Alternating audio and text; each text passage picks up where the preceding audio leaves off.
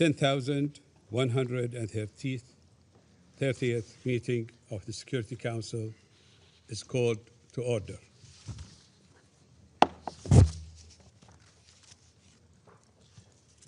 The provisional agenda for this meeting is the situation in the Middle East. The agenda is adopted.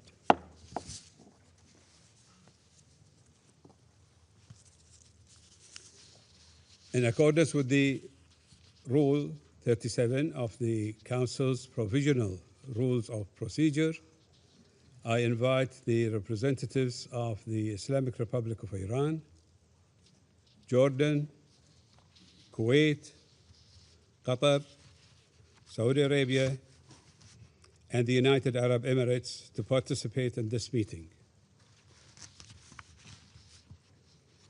It is so decided.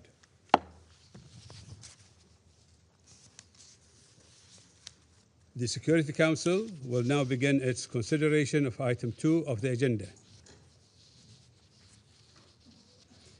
Members of the Council have before them document S/2026/273, which contains the text of a draft resolution submitted by Bahrain, Jordan, Kuwait, Qatar, Saudi Arabia, and the United Arab Emirates. The Council is ready to proceed to the vote on the draft resolution before it.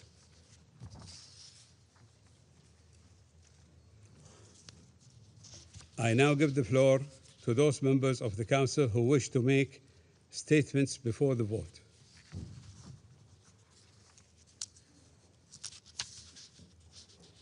I shall now make a statement in my capacity as Minister of Foreign Affairs of the Kingdom of Bahrain.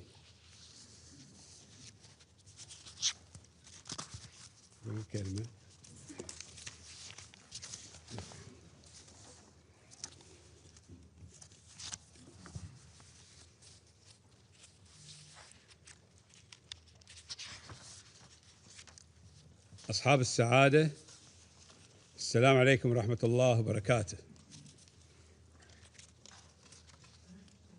تتقدم مملكة البحرين وبالنيابة عن كل من دولة الإمارات العربية المتحدة والمملكة العربية السعودية ودولة قطر ودولة الكويت والمملكة الأردنية الهاشمية بمشروع القرار المعروض أمام مجلس الأمن اليوم، والمعني بتأمين الملاحة البحرية في منطقة الخليج العربي في استجابة حاسمة ومسؤولة لمواجهة تطورات خطيرة تمس أحد أهم الممرات المائية الحيوية للتجارة الدولية، وهو مضيق هرمز. إن أهمية مضيق هرمز الدولية تتجسد في أنه يمر من خلال ما يقارب 38% من تجارة النفط الخام العالمية، و29% من غاز النفط المسال، و19% من الغاز الطبيعي المسال، و20% من المنتجات النفطية المكررة، بما في ذلك النفط ذو المحتوى الكبريتي المرتفع، والذي يعد عنصراً أساسياً في إنتاج الأسمدة التي تعتمد عليها الدول النامية بشكل كبير، لا سيما في مواسم الزراعة، بالإضافة إلى نحو 30% من إمدادات الهيليوم العالمية، الذي يعد عنصراً حيوياً في صناعة الرقائق الإلكترونية، علاوة على المواد الغذائية والأدوية الضرورية لحياة ملايين البشر. ولذلك فإن أي تعطيل لتدفق هذه الموارد لا ينعكس فقط على أسواق الطاقة، بل يمتد تأثيره لإعطاء سلاسل الإمداد الزراعي والأمن الغذائي العالمي، فضلاً عن القطاعات الحيوية المرتبطة بالتكنولوجيا المتقدمة. إن دول مجلس التعاون لدول الخليج العربية تمثل المصدر الأساسي لتدفق مصادر الطاقة إلى دول العالم، ما يجعل أمن مضيق هرمز مسؤولية دولية مشتركة تتجاوز الإطار الإقليمي لتلامس بشكل مباشر استقرار الاقتصاد العالمي.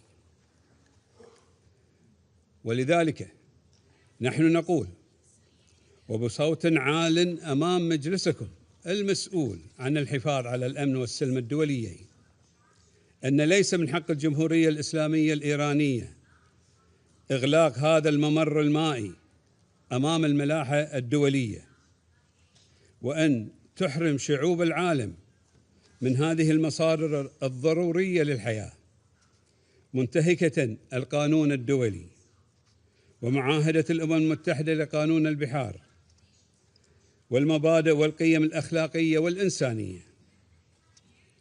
وإذا سمح مجلسكم الموقر اليوم بأن يبقى المضيق مغلقاً، فإن الحال سيتكرر في مضائق وممرات مائية أخرى، ويتحول العالم إلى غابة تسود فيه القوة والقطرسة والهيمنة وعدم احترام القوانين الدولية. إن مشروع القرار المعروض على المجلس يأتي في ظرف بالغ الدقة والحساسية، حيث تواصل إيران اعتداءاتها غير القانونية بآلاف الصواريخ البالستية والطائرات المسيرة على دولنا، مستهدفة البنية التحتية المدنية والمنشآت الحيوية، بالإضافة إلى أمن الملاحة، في انتهاك صارخ لميثاق الأمم المتحدة وأحكام القانون الدولي، ولا سيما القانون الدولي الإنساني، وتهديد مباشر للسلم والأمن الإقليمي والدولي، ومخالفة صريحة لقرار مجلس الأمن 2817 الصادر منذ 30 يوما فقط، وقرار مجلس حقوق الإنسان AC13 الصادر منذ أسبوعين.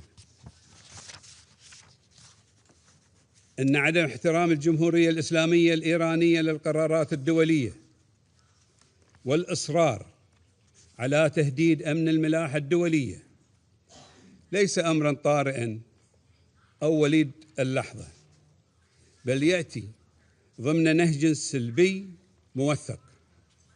وقد سبق وأن تعامل مجلس الأمن مع تهديدات طالت أمن الملاحة في الخليج العربي، وأدانه بشكل لا لبس فيه، وذلك في القرار 552 لعام 1984. كما لا يغيب عن ذاكرة المجتمع الدولي النمط الإيراني المتكرر الذي يلجأ للحصار الاقتصادي والتهديدات المرتبطة بإغلاق وتعطيل مضيق هرمز، بدلاً من أن يجنح للعلاقات الدبلوماسية المبنية على تغليب المصالح المشتركة والتعاون المتبادل ومبادئ حسن الجوار، حيث شهدت المنطقة سوابق مماثلة في الأعوام 2011 و2012 و2019 تمثلت في استهداف ناقلات النفط وتصريحات متكررة باستخدام مضيق هرمز كورقة ضغط سياسية واقتصادية. إن مشروع القرار المطروح أمامكم لا يخلق واقعاً جديداً، بل يشكل معالجة جدية لسلوك إيراني عدائي متكرر ولا بد أن يتوقف، وتفعيلاً للفقرة العاملة السادسة من القرار 552. وبعد مرور 42 عاماً من صدور القرار 552 نحث المجتمع الدولي اليوم ومجلسكم الموقر أن يقف وقفة صارمة وجادة وحازمة في وجه ممارسات غير مسؤولة تحاول عبثاً أن تفرض تطويقا اقتصاديا أحادي الجانب على دول وشعوب العالم. لقد تجاوزت هذه الممارسات والاعتداءات آثارها الإقليمية لتطال بشكل مباشر استقرار الاقتصاد العالمي والأمن الغذائي الدولي. فقد حذر برنامج الغذاء العالمي من أن إغلاق المضيق أدى إلى زيادة تكاليف الوقود والنقل والغذاء، وأن استمرار إغلاق المضيق قد يدفع بما يقارب 45 مليون شخص إضافي إلى مستويات حادة من انعدام الأمن الغذائي، الأمر الذي يفرض تحركاً دولياً عاجلاً ومسؤولاً.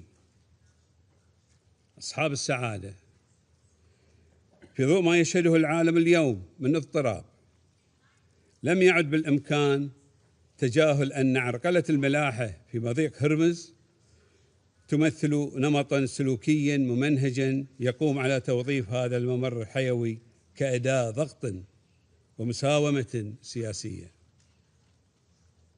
لنكن واضحين أن عدم التحرك اليوم ستكون له تبعات خطيرة على العالم والبشرية، فهو سيشجع على مزيد من الانتهاكات للقوانين الدولية، ويقوض مصداقية مجلس الأمن، ويرسل إشارة سلبية مفادها أن قرارات مجلس الأمن يمكن تجاهلها دون عواقب. أن الأزمة الاقتصادية والإنسانية التي نواجهها اليوم تفرض تساؤلاً جوهرياً على مجلس الأمن والمجتمع الدولي. هل سيقبل المجتمع الدولي أن يكون رهينة لمحاولات الابتزاز الاقتصادي من أي طرف كان؟ وهل سيطلع مجلسكم الموقر بمسؤوليته في التصدي لهذه الاعتداءات الصارخة التي تتعارض مع القانون الدولي ولا تحترم قراراته بل وتتجاهلها؟ أما اعتماد هذا القرار من مجلسكم الموقر اليوم فسوف يبعث برسالة قوية وموحدة بأننا نقف صفاً واحداً لصون القانون الدولي، وبأننا سوف نحمي الأرواح المدنية والتجارة العالمية والأمن الغذائي، وبأننا سوف نصون سلاسل الإمداد الحيوية للتكنولوجيا المتقدمة بما يكفل استمرار التقدم التكنولوجي العالمي لرفاهية البشرية، وبأننا لن نسمح بتهديد الممرات المائية الدولية الحيوية أو إغلاقها.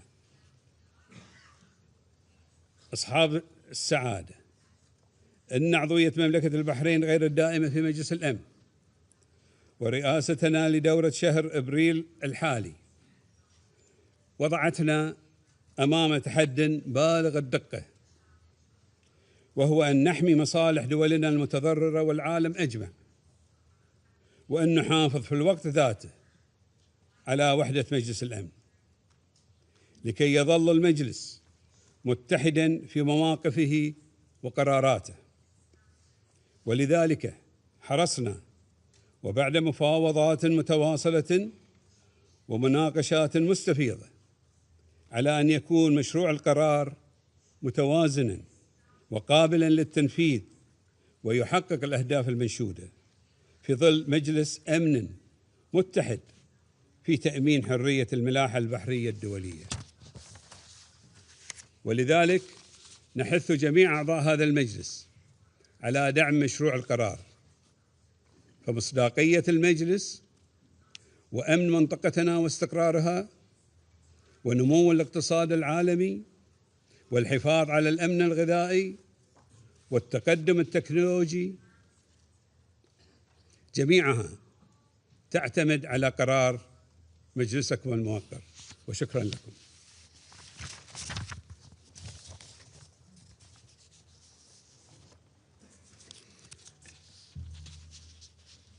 I shall now make a statement. No, I did. I resume my function as President of the Council. I shall put the draft resolution to the vote now.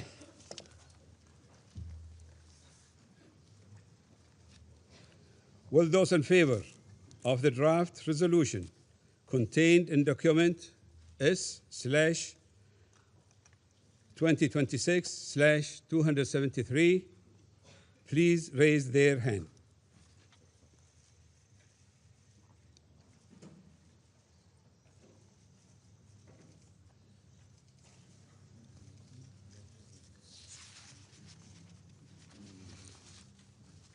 Those against?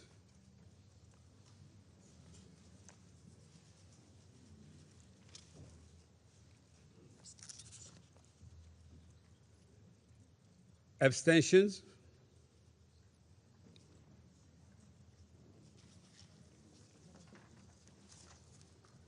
The results.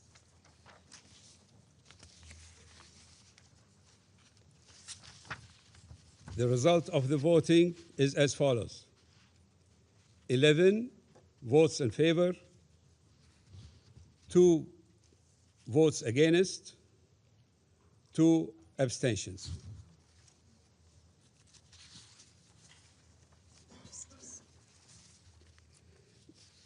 The draft resolution has not been adopted owing to the negative vote of a permanent member of the Council.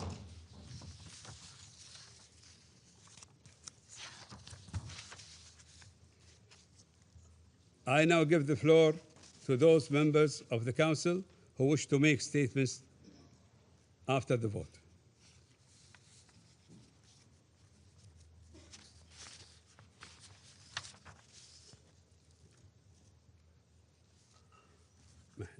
I shall now make a statement in my capacity as Minister of Foreign Affairs of the Kingdom of Bahrain.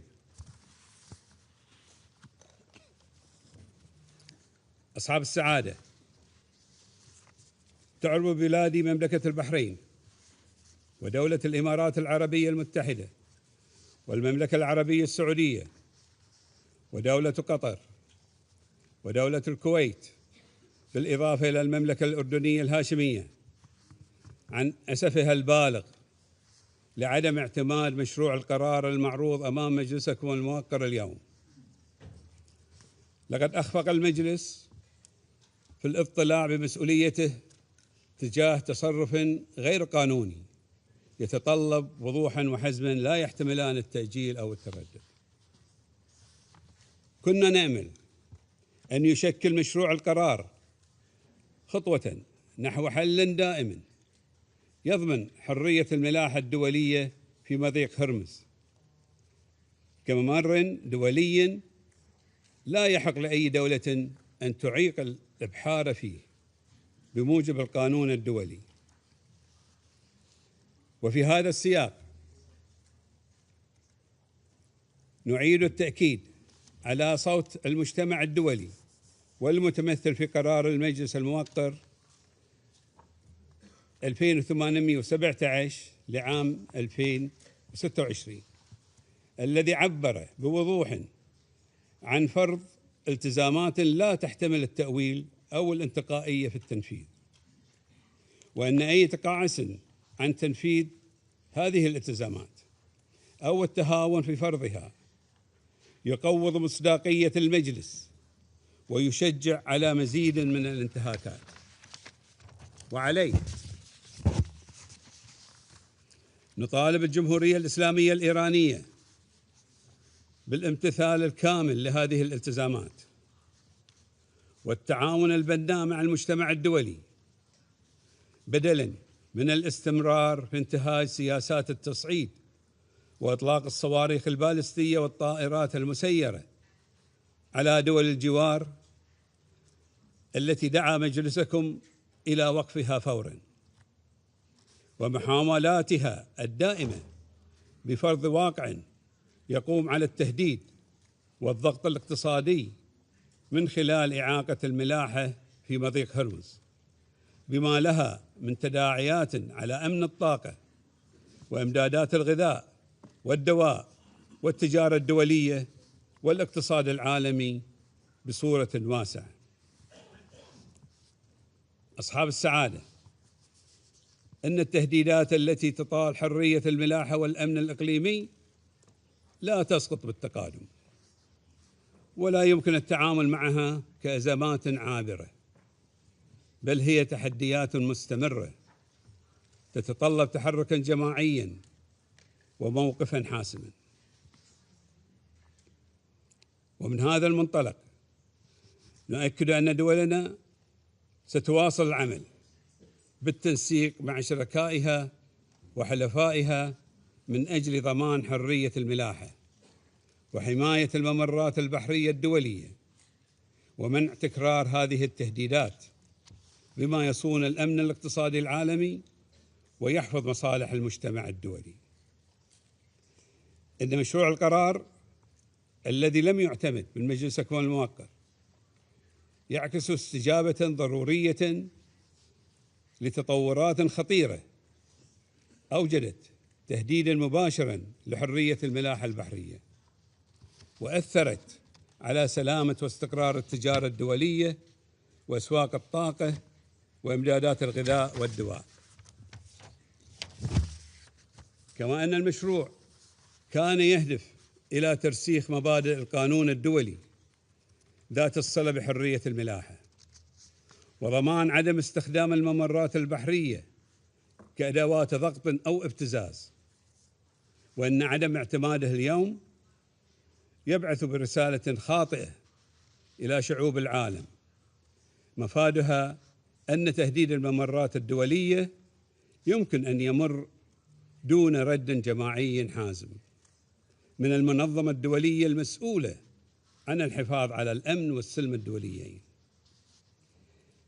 إن التهديد بإغلاق مضيق هرمز واستقلاله كوسيلة ضغط أمام العالم ليس أمرا جديدا، بل هو سلوك متكرر استخدمته إيران على مدى عقود، وقد كان له في كل مرة تداعيات مباشرة على الأسواق العالمية وأمن الطاقة وإمدادات الغذاء وحياة شعوب المنطقة.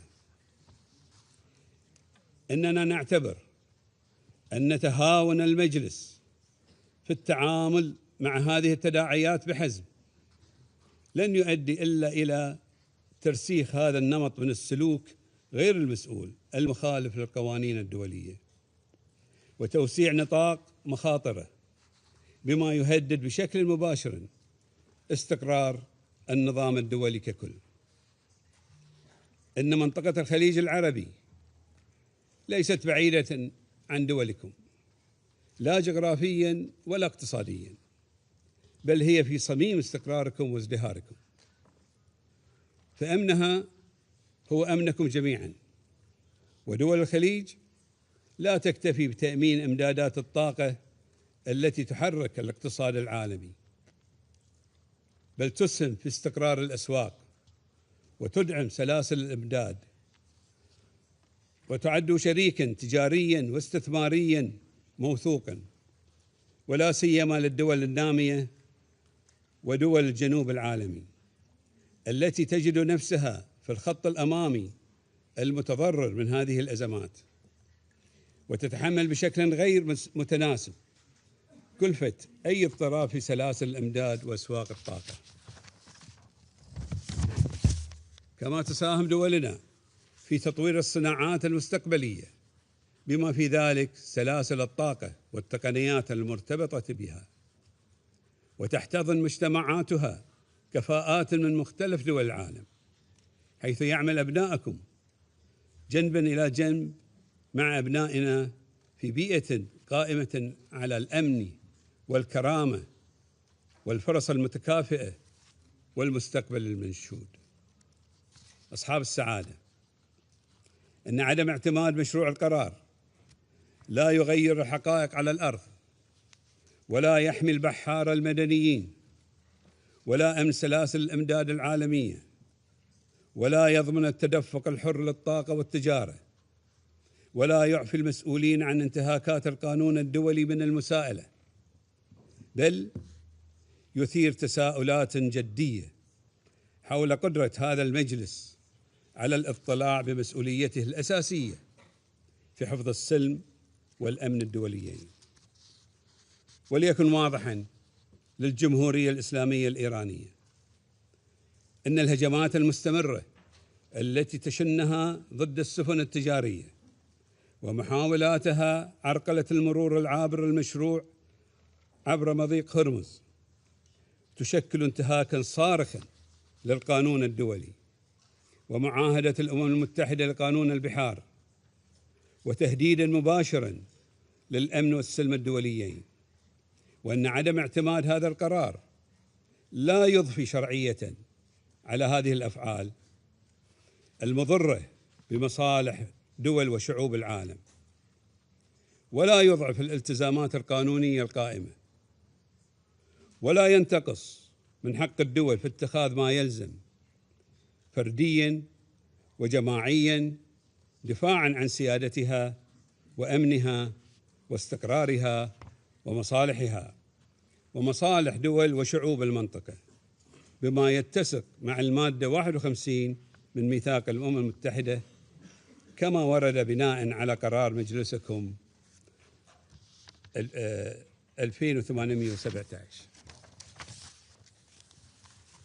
أصحاب السعادة، تأسف مملكة البحرين بأن المجلس لم يرتقي أمام هذه الأزمة الخطيرة إلى مستوى وحدة الموقف والمهام الواجبة كما تفرضها مسؤولياته القانونية، بالرغم من التجاوب والتعاون الذي أبديناه تجاه التعديلات التي طلبت بعض الدول تضمينها في مشروع القرار، حرصاً منا على وحدة المجلس.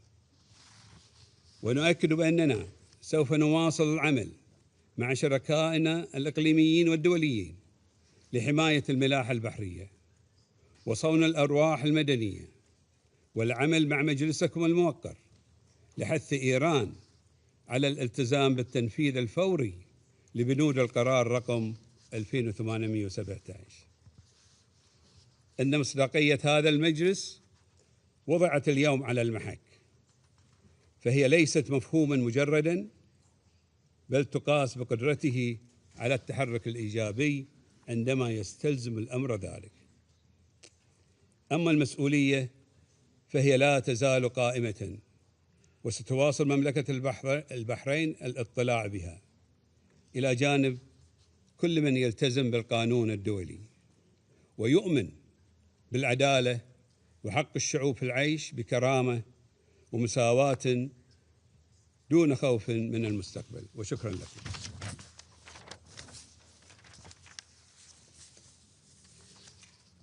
I resume my function as President of the Council.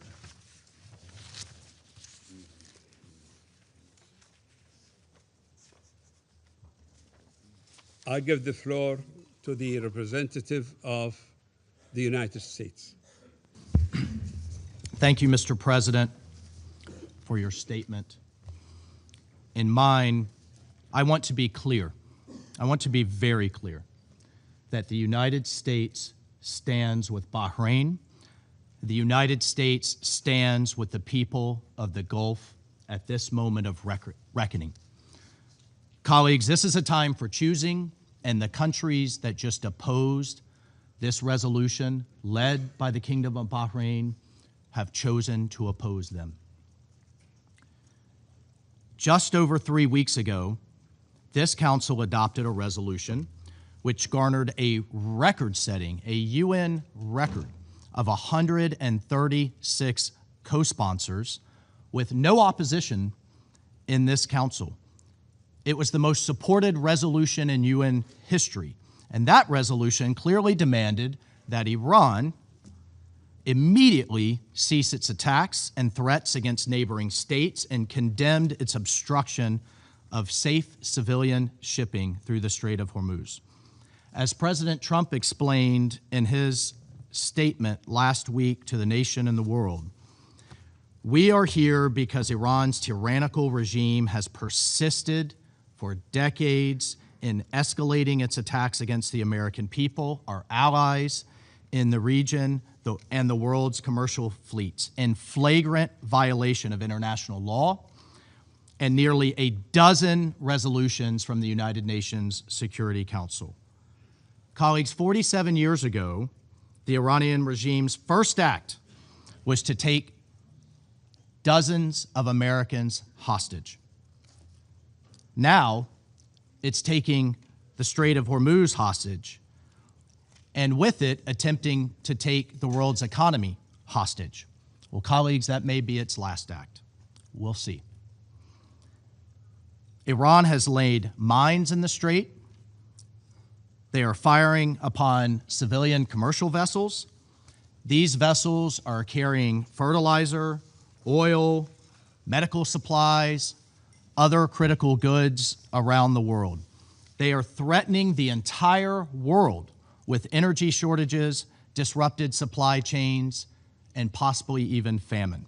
The Iranian regime has deliberately chosen to broaden their war to the Gulf by firing on our allies, not just U.S. military bases, but shooting in all directions. Just against the United Arab Emirates alone, Iran has fired over 500 ballistic missiles, over 2,000 drones, dozens of sophisticated cruise missiles. Again, not against military targets, against resorts and ports and hotels and civilian neighborhoods in absolute and flagrant violation of international law. The Kingdom of Bahrain has sustained thousands more ballistic missiles, drones, cruise missiles, again, against civilian neighborhoods. Iran has deliberately chosen to broaden their war even further. Iran's foreign minister, Araghchi, has stated now the Strait of Hormuz is now Iranian territory. That's quite the pronouncement. And that they will treat it as their own territory. Again, holding the world's economy hostage. This was their choice to deny the world oil that's needed to heat their homes, African and South Asian states who need grain and fertilizer to pass freely through the strait in time for planting season in spring.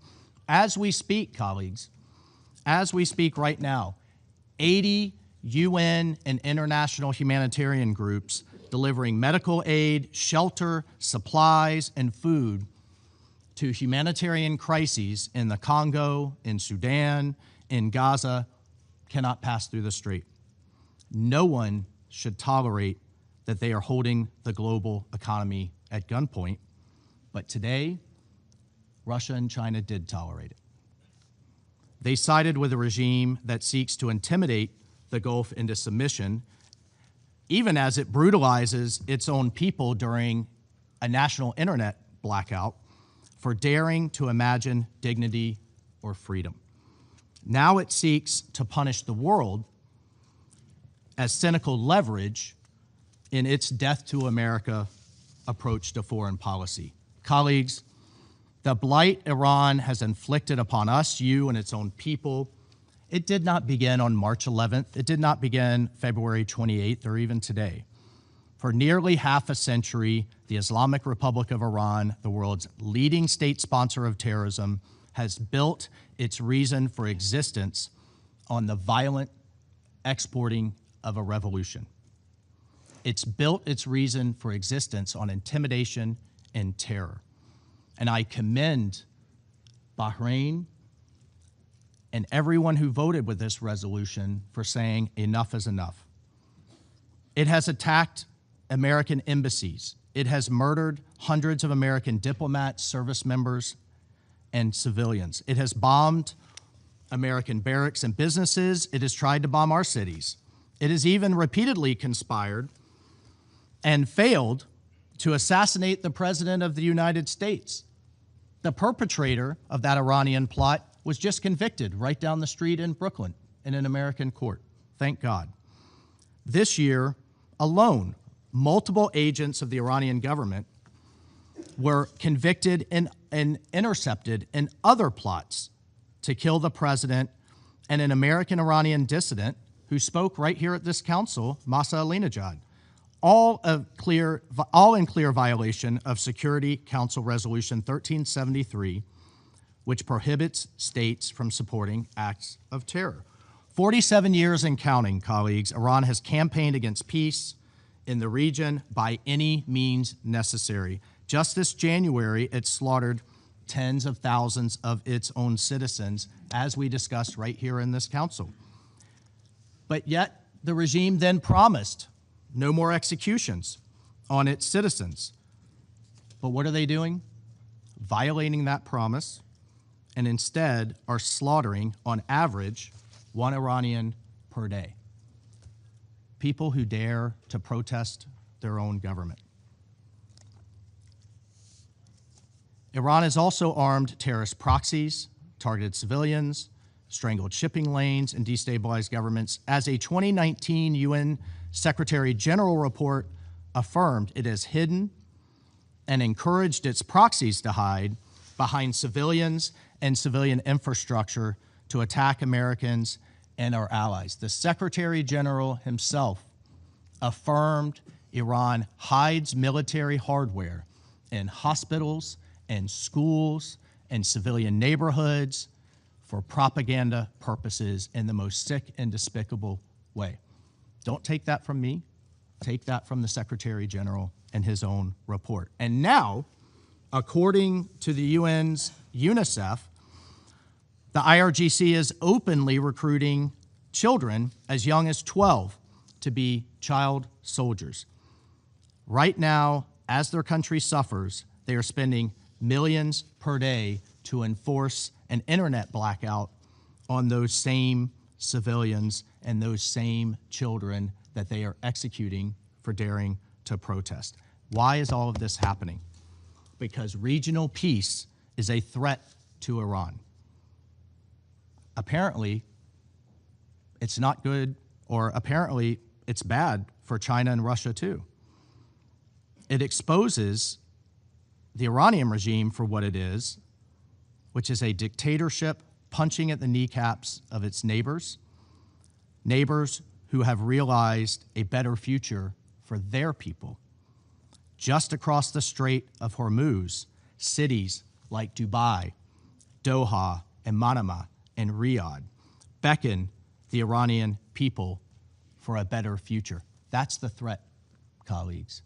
That's what the regime doesn't want to see for its own people. Right across the Gulf, there is a brighter, better future, a different model. And they will not have it, and they're attacking it at every turn. I recently heard, colleagues, from an Iranian dissident, one who has been repeatedly harassed, threatened, and is in hiding. This Iranian dissident told me, do you know what the Iranian people fear the most? They fear that America will stop. They fear that we'll stop too soon. And that a new future, this is from the dissident, a new future, one who looks like what its Gulf neighbors have provided, will not come for them. Well, today, colleagues, certain countries stood in the way of that future, and the United States voted to protect that future. Mr. President, it is not lost on us that as we speak, your people, our allies across the Gulf, and American service members in the region are under a barrage of Iranian missiles and drones. They and you have shown great bravery. It is sad and unfortunate that Russia and China have not. We have long known that these countries are capable of paralyzing the Council through obstruction and manufactured confusion. Today's veto marks a new low, and it shows just how frightening a safer, more secure, more united Middle East can be. Colleagues, the rejection of this resolution will be explained today. You will hear today a number of excuses. You will hear that this was part of the U.S. campaign to ensure that the world is free of Iran's nuclear program. I will note today's result does not restrict the United States to continue to act in its own self-defense and in the collective defense of our allies and partners, and President Trump will continue the actions necessary to defend our people and the free world. The request from Bahrain and from the region was not unreasonable. They engaged every country on this council and took their inputs and thoughts on board. It was a simple resolution. Iran must stop attacking the Gulf, stop threatening its neighbors, and reopen the Strait of Hormuz. And I would note, colleagues, that Russia and China might have chosen better partners than Iran. They might have chosen to stand with our Gulf allies, with Manama, with Doha, with Abu Dhabi and Kuwait City and others. But instead, Russia has chosen to be a critical supplier of military equipment to Iran over the past year, in particular, delivering combat aircraft, helicopters, armored vehicles, and other arms to Iran, some of which violate Security Council Resolution 1929.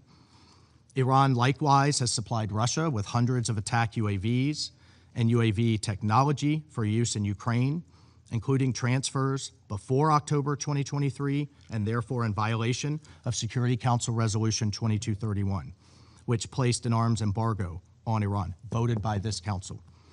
And in September 2024, Iran began delivering hundreds of close-range ballistic missiles to Russia.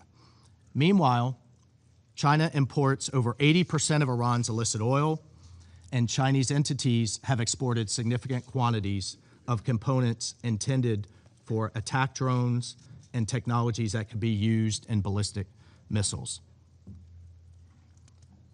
Colleagues, let us be clear. In the coming days, when critical shipments are delayed, when fertilizer fails to reach countries that need it for planting season, when vulnerable populations face deepening food insecurity, the world will know exactly who chose obstruction over responsibility. So, despite today's outcome, let me reiterate two simple messages from the United States. First, the U.S. stands firmly with our partners in the Middle East.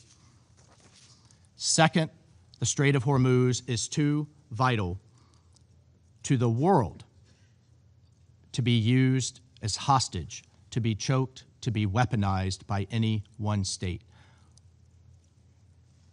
Colleagues, let me be frank. Most member states here need the Strait of Hormuz more than the United States does.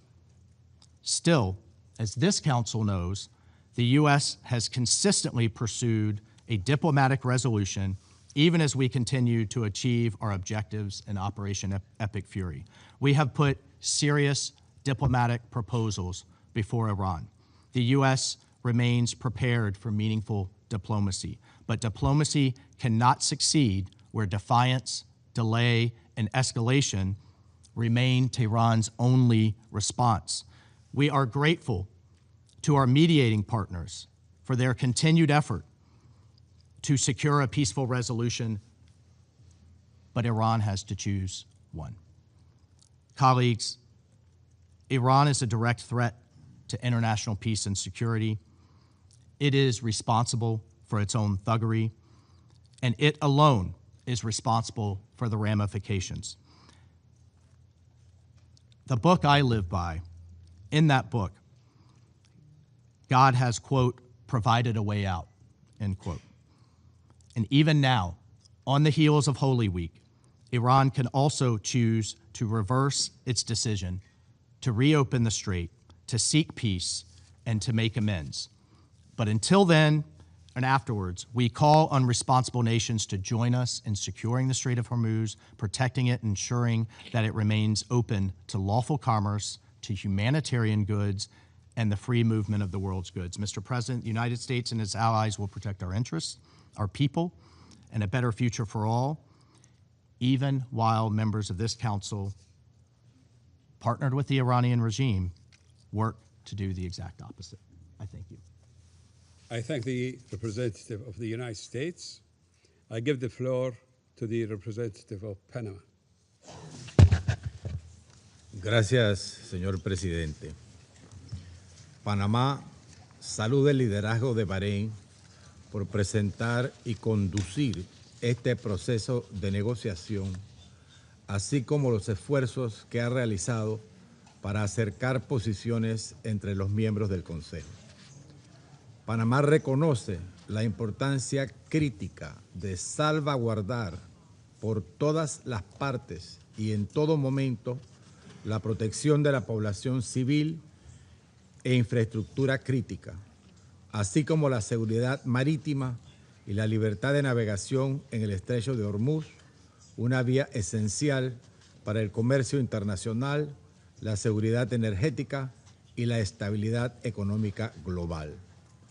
Reiteramos nuestra solidaridad y respaldo con los países del Golfo y con todos aquellos afectados por ataques contra la infraestructura civil y la navegación internacional en esta importante zona estratégica, en el contexto de una escalada que no fue iniciada ni buscada por estos estados y cuyas consecuencias hoy enfrentan directamente.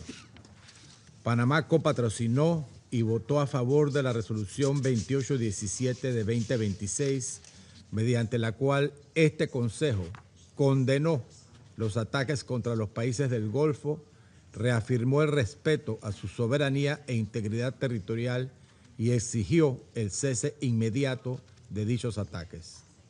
Panamá desea igualmente destacar y valorar la posición de contención demostrada por los países del Golfo y otros en el actual contexto, quienes, pese a haber sido objeto de ataques, han optado por no escalar la situación mediante el ejercicio de respuesta proporcional que podría estar amparada en el derecho inherente de legítima defensa consagrado en el artículo 51 de la Carta de las Naciones Unidas. Panamá comprende, desde su propia experiencia histórica, lo que significa ser objeto de acciones que atentan contra la soberanía, la integridad territorial, la seguridad y la estabilidad económica, así como percibir que el Consejo de Seguridad no logra actuar con la eficacia y prontitud que la situación requiere.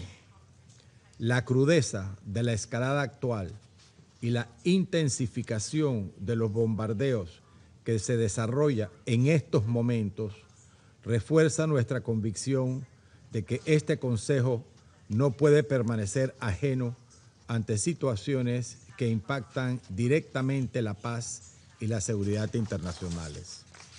Panamá reitera que el primer paso indispensable para contener la escalada en la región es un cese inmediato de hostilidades por todas las partes, con el enfoque y demanda que nuestra delegación impulsó de manera constante durante todo el proceso de negociación de este proyecto de resolución y que hoy reiteramos ante este Consejo.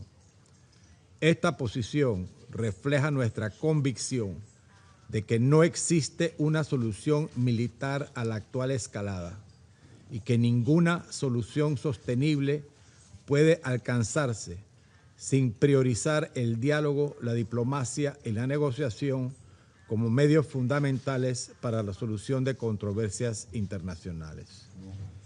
Señor presidente, Panamá valora los esfuerzos realizados durante el proceso de negociación para reflejar las distintas perspectivas de los miembros del Consejo, en particular la inclusión del lenguaje relativo al respeto a la soberanía, integridad territorial e independencia política de los estados, así como los ajustes sustantivos introducidos con posterioridad al cierre de las negociaciones del texto, los cuales precisan la naturaleza defensiva de las medidas contempladas, siendo este un elemento central que ha contribuido a acercar posiciones entre los miembros del Consejo. insistimos en que cualquier medida que hubiese sido adoptada en el marco de esta resolución debía implementarse no solo con ese propósito defensivo, sino además siempre en estricto apego al derecho internacional, incluido el derecho internacional humanitario y el derecho internacional de los derechos humanos, con plena observancia de la protección de la población civil y de la infraestructura civil. Señor presidente, Panamá, como propietario soberano y operador responsable del Canal de Panamá y como titular de uno de los mayores registros de marina mercante a nivel mundial, observa con particular sensibilidad cualquier medida que pueda impactar la seguridad, estabilidad y previsibilidad de la navegación internacional.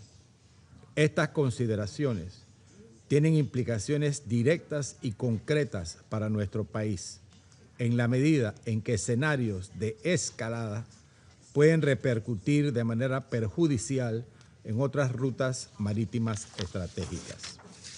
Ante la urgencia de la situación y la necesidad de que el Consejo de Seguridad actuase, Panamá resolvió acompañar la adopción de la resolución que en su versión final adoptó un tenor que nos permitía hacerlo, siempre bajo el entendimiento de que el mandato derivado de la adopción sería interpretado y aplicado de manera responsable y específica por todas las partes.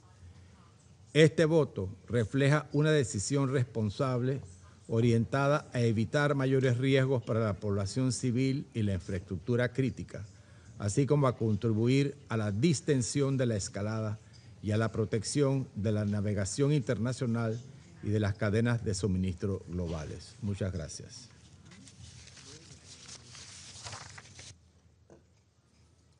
I thank the representative of Panama, and I give the floor to the representative of Colombia. Señor presidente, Colombia observa con profunda preocupación la evolución de la situación en el Medio Oriente, que registra ya su sexta semana sin señales claras de desescalada. Mi país lamenta la pérdida de vidas humanas y condena todos los ataques contra civiles, bienes de carácter civil e infraestructura esencial, incluidas las instalaciones energéticas, cuyo funcionamiento es fundamental para la prestación de servicios básicos. A su vez, Colombia reconoce la importancia estratégica del Estrecho de Hormuz para el comercio internacional y la seguridad energética. Las afectaciones a la seguridad marítima tienen impactos que trascienden la región y afectan especialmente a los países en desarrollo. Por ello, mi delegación participó activamente en la negociación y presentó propuestas orientadas a balancear el texto, introducir mayor claridad sobre el alcance de las medidas contempladas y evitar formulaciones amplias que pudieran dar lugar a interpretaciones que excedan el objetivo de garantizar la seguridad de la navegación en línea con los propósitos y principios de la Carta de las Naciones Unidas y el derecho internacional. Reconocemos a Bahrein los esfuerzos realizados para atender algunas de las posiciones y preocupaciones expresadas por los miembros del Consejo. No obstante, persisten aspectos sustantivos que no fueron plenamente resueltos y frente a los cuales mi país aún tiene serias preocupaciones. En especial, mi delegación considera que el texto continúa siendo selectivo, desbalanceado y ambiguo. Asimismo, a Colombia le inquieta que la falta de precisión jurídica del texto puede prestarse a interpretaciones que excedan el objetivo previsto y tener implicaciones más amplias para la estabilidad regional, incluyendo el riesgo de ampliar el conflicto o incentivar dinámicas que podrían involucrar a más actores en una situación ya de por sí altamente volátil. Por esto y por considerar que el texto que examinamos hoy está lejos de aportar a una solución negociada, Colombia votó en abstención. Mi país considera que en el contexto actual el Consejo debe enviar mensajes claros, orientados a la contención y a la prevención de una mayor escalada. Asimismo, Colombia considera fundamental dar espacio a los esfuerzos de mediación en curso. En ese sentido, medidas que intensifican la dinámica de confrontación corren el riesgo de socavar esas oportunidades y de dificultar avances hacia soluciones negociadas y sostenibles. Lamentamos que el Consejo de Seguridad haya perdido la oportunidad de brindar una respuesta unificada que contribuyera efectivamente a apaciguar las tensiones y abrir espacios para la paz. Reafirmamos nuestra solidaridad con los colegas de Bahrein, del Golfo y de todos los países de la región. A su vez, reiteramos el llamado urgente a un cese de hostilidades, al respeto del derecho internacional y a privilegiar el diálogo como una única vía para resolver esta crisis, porque la paz está por dentro. Muchas gracias. I thank the representative of Colombia for the statement. I give the floor to the representative of Pakistan. Thank you, Mr. President. At the outset, let me reiterate Pakistan's continued and unwavering support and complete solidarity in these challenging times with the brotherly kingdom of Bahrain and other fraternal GCC countries, the Kingdom of Saudi Arabia, Qatar, Kuwait, United Arab Emirates, and Oman, as well as Jordan, the countries that are not parties to the ongoing conflict in the Middle East, but are directly suffering from its consequences. Pakistan supports the sovereignty, territorial integrity, political independence, and security of all brotherly countries in the region. President, the Strait of Hormuz is an important international shipping route for goods and energy. Pakistan calls for the security of ships and crew members and the swift and safe passage of civilian ships and restoration of normal passage through the strait. The situation in the Strait of Hormuz is adversely impacting countries around the world, including Pakistan. The consequences for regional and global economy are evidently harsh, and ordinary Pakistanis are also suffering. South Asia, that is home to nearly a quarter of world population, is suffering. The ongoing situation in the Strait of Hormuz has resulted in one of the largest energy supply shocks in modern history. The impact is felt not only in terms of energy flows, but also fertilizers and other essential commodities, thus affecting food security, cost of living, and squeezing the livelihoods of the most vulnerable. If the military escalation and disruptions persist, the suffering will extend far beyond the region, translating into widespread economic hardship. We thank Bahrain for their hard work and extensive consultations on the draft resolution. We agree on the urgency of the situation and the fundamental premise of the draft resolution, which is the reopening of the Strait of Hormuz and normalization of the situation at the earliest. This is an important issue, not only for the GCC countries, but also for all other states in the region and beyond, including Pakistan. It is also logical, Mr. President, that any discussion or arrangement related to the Strait of Hormuz will have to take into account the legitimate interests of the GCC countries. Pakistan supported Resolution 2817 that was presented by Bahrain on behalf of the GCC last month. And we have consistently maintained that that resolution should be implemented in letter and spirit. However, we continue to believe that time and space must be allowed for ongoing diplomatic efforts to facilitate a return to dialogue and engagement. These efforts have been widely acknowledged and appreciated, including by the UN Secretary General and members of this Council. We would continue seeking a durable diplomatic solution of the prevailing situation. This is the fundamental foundation of our ongoing diplomatic efforts, which we are determined to continue to pursue. At this critical juncture, restraint, diplomacy, and dialogue must prevail. Pakistan has been actively engaged in diplomatic efforts towards that end in concert with its partners in the region and beyond. The Deputy Prime Minister and Foreign Minister of Pakistan, Senator Muhammad Ishaq Dar, hosted the foreign ministers of Egypt, Saudi Arabia, and Turkey in Islamabad last week to advance the pursuit of a peaceful resolution of the ongoing crisis through intensified diplomatic engagement.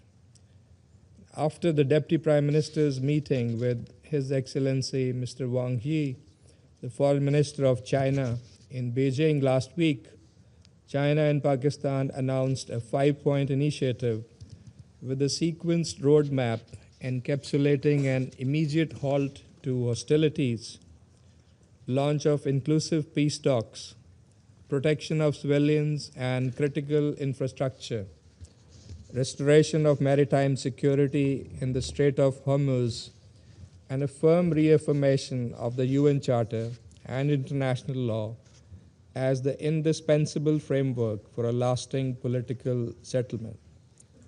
President, our objective is clear: a permanent end to hostilities, containing the expansion of this conflict, and preventing any further loss of civilian life or destruction of critical infrastructure.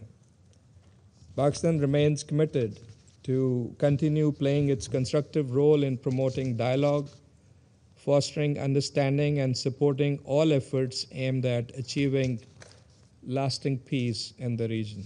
I thank you. I thank the representative of Pakistan for the statement.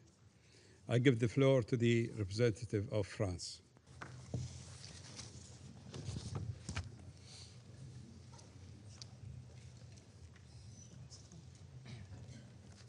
Merci, Monsieur le Président. Monsieur le Président, la France déplore que le projet de résolution présenté par Bahreïn n'ait pu être adopté en raison du veto opposé par 2 membres permanents du Conseil de sécurité. Nous tenons à remercier Bahreïn pour les efforts de consultation déployés au cours de la négociation de ce texte qui méritait l'appui de tout ce Conseil. La France a voté en faveur de ce projet de résolution parce que la liberté de navigation et la sécurité maritime dans le détroit d'Ormuz sont primordiales pour la stabilité du Moyen-Orient et la stabilité internationale, et parce que ce texte contenait, selon la France, une partie des moyens nécessaires pour y contribuer. Monsieur le Président, depuis plusieurs semaines, l'Iran bloque de fait le détroit d'Ormuz. La France a condamné les attaques iraniennes contre des navires commerciaux et a exprimé sa préoccupation face au risque de minage du détroit. Ce blocage est une violation du droit de la mer, en même temps qu'une menace pour les approvisionnements mondiaux en engrais et en énergie. Les conséquences s'en font sentir pour toute l'économie mondiale, en particulier pour les populations les plus vulnérables. Ce blocage doit cesser, la liberté de navigation doit être rétablie. Le 11 mars dernier, le Conseil adoptait la résolution 2817 qui condamnait les frappes indiscriminées de l'Iran contre les pays du Golfe et la Jordanie. Nous souhaitons, à ce moment, rappeler notre solidarité active avec les États de la région frappés alors qu'ils ne menaçaient l'Iran en aucune manière. Cette résolution, que la France a soutenue et coparrainée, rappelle que les droits et libertés de navigation dans le détroit d'Ormuz doivent être respectés. Monsieur le Président, il est regrettable que le Conseil se trouve aujourd'hui empêché de soutenir les efforts de sécurisation du détroit d'Ormuz. Le projet qui vient d'être rejeté veillait à encourager des mesures strictement défensives de sécurisation du détroit sans entrer dans une logique d'escalade. Il réaffirmait utilement le droit des États de protéger la liberté de navigation, les navires commerciaux et les équipages, conformément au droit international face aux attaques et provocations. Ce projet de résolution contenait en outre des paragraphes appelant à la désescalade dans le détroit d'Ormuz et dans le Golfe, à la cessation des attaques contre les infrastructures civiles, à la reprise des efforts diplomatiques en vue d'une paix durable dans la région. On peine à comprendre que 2 membres permanents du Conseil de sécurité qui se disent attachés à la diplomatie et au règlement pacifique des différends aient mis leur veto à de telles dispositions. Enfin, ce texte encourageait les États à coordonner leurs efforts pour mettre en place des initiatives de sécurisation du trafic maritime dans les détroits d'Ormuz, par exemple par l'intermédiaire de missions défensives. La France déplore que cette disposition n'ait pas été adoptée aujourd'hui, mais elle entend continuer à travailler avec ses partenaires internationaux à la mise en place d'une initiative pour contribuer à la sécurité du transport maritime dans le détroit lorsque les conditions le permettront. La résolution 2817 et le droit international l'autorisent d'ores et déjà. Monsieur le Président, malgré la non-adoption de ce projet, les efforts que nous soutenons doivent se poursuivre, y compris au Conseil de sécurité, pour ouvrir la voie à une désescalade et à un cessez-le-feu plus urgent que jamais.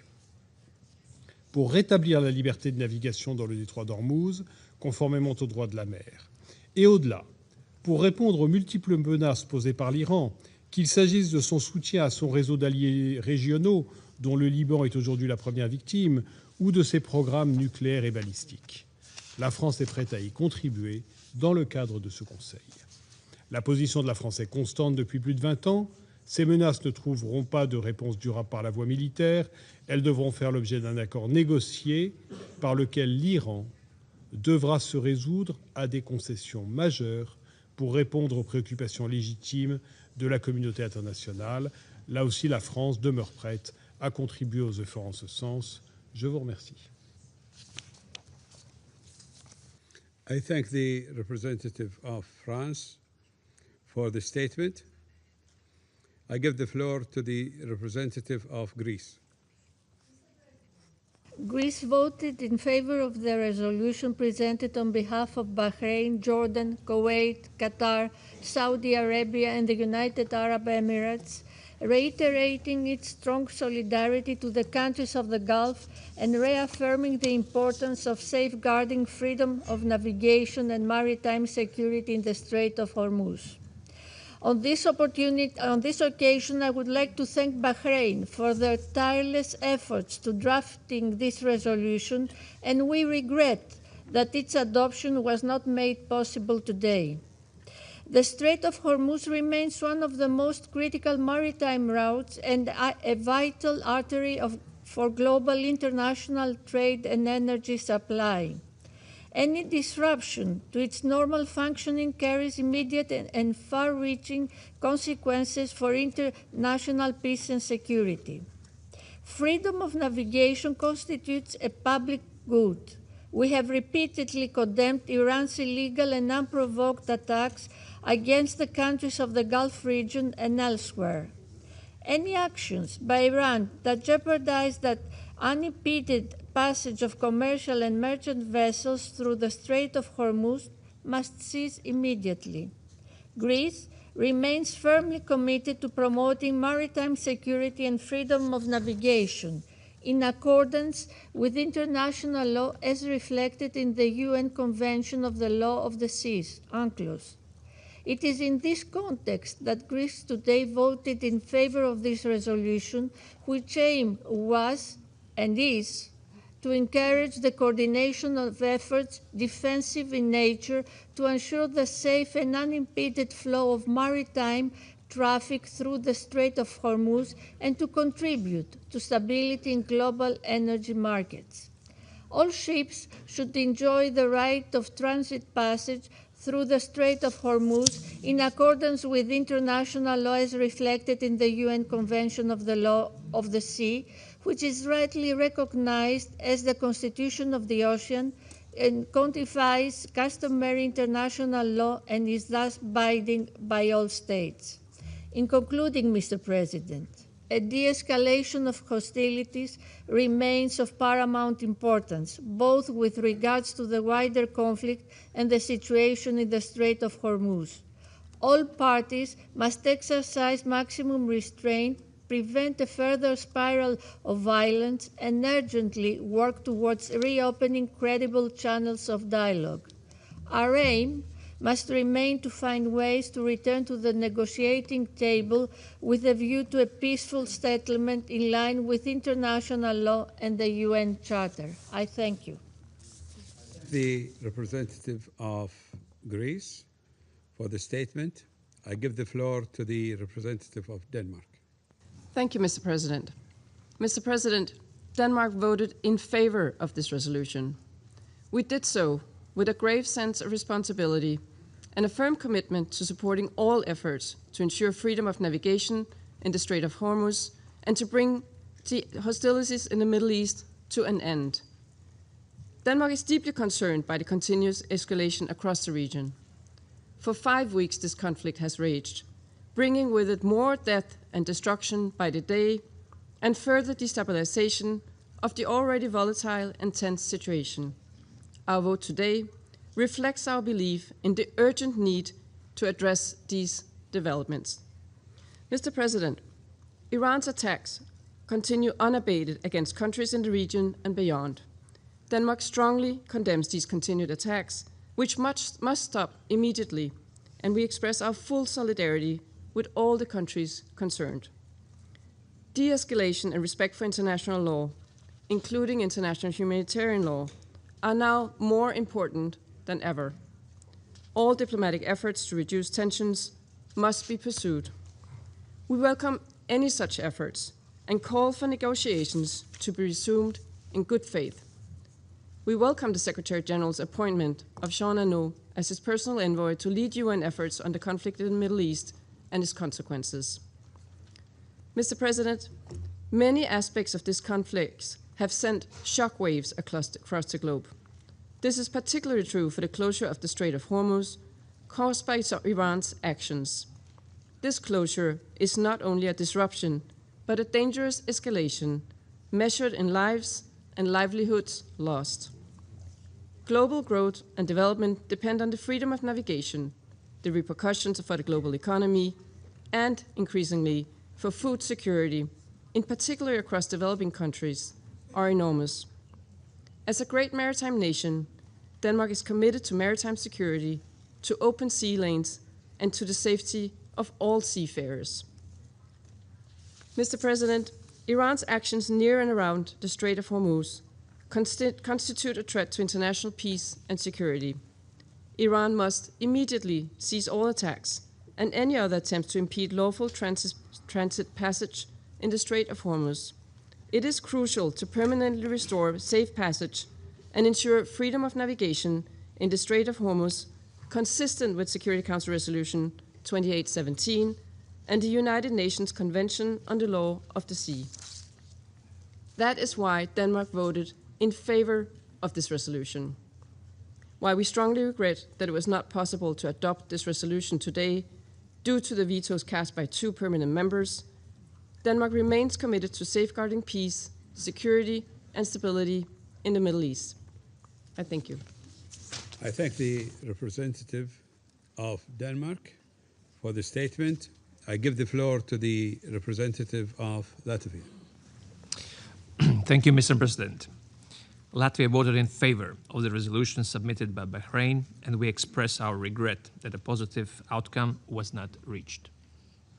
It is profoundly troubling that certain members of this Council have chosen to obstruct a resolution designed to ensure the safety and security of navigation in the Strait of Hormuz and advance global stability. Just 3 weeks ago, the Council adopted Resolution 2817, co-sponsored and supported by Latvia, alongside an unprecedented number of countries. In it, the Council called upon Iran to refrain from interfering with international navigation. In the days and weeks that have followed, Iran has doubled down and effectively closed the Strait of Hormuz, shocking the global economy. The continued failure and refusal by the Iranian regime to comply with its obligations under international law, including its breaches of the United Nations Convention on the Law of the Sea, as well as its persistent non-compliance with binding resolutions of this body, constitutes not only a breach of international order, but leaves this Council with a responsibility to act. Mr. President, we must ensure maritime security and freedom of navigation in the Strait of Hormuz. It is categorically unacceptable for Iran, or any state for that matter, to use an international waterway as a bargaining chip and to hold the global economy hostage. Supply chains are being disrupted, global energy prices have spiked, and acute food insecurity around the globe is growing at an alarming rate, especially among those most vulnerable.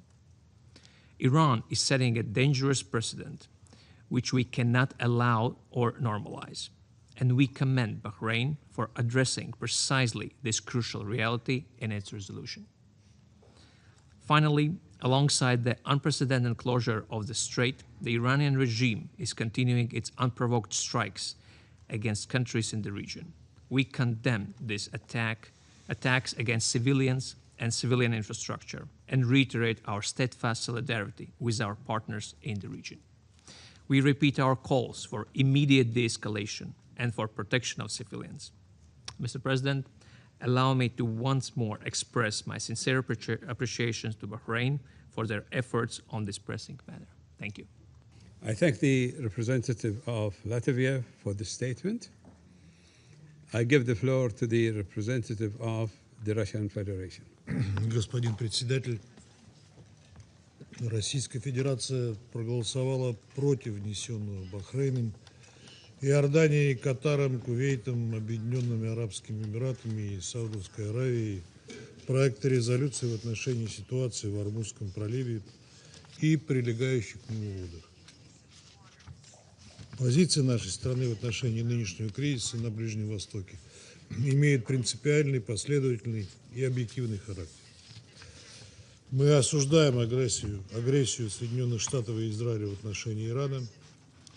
Мы с уважением относимся к суверенитету и территориальной целостности всех стран региона, как Исламской Республики Иран, так и других стран Персидского залива.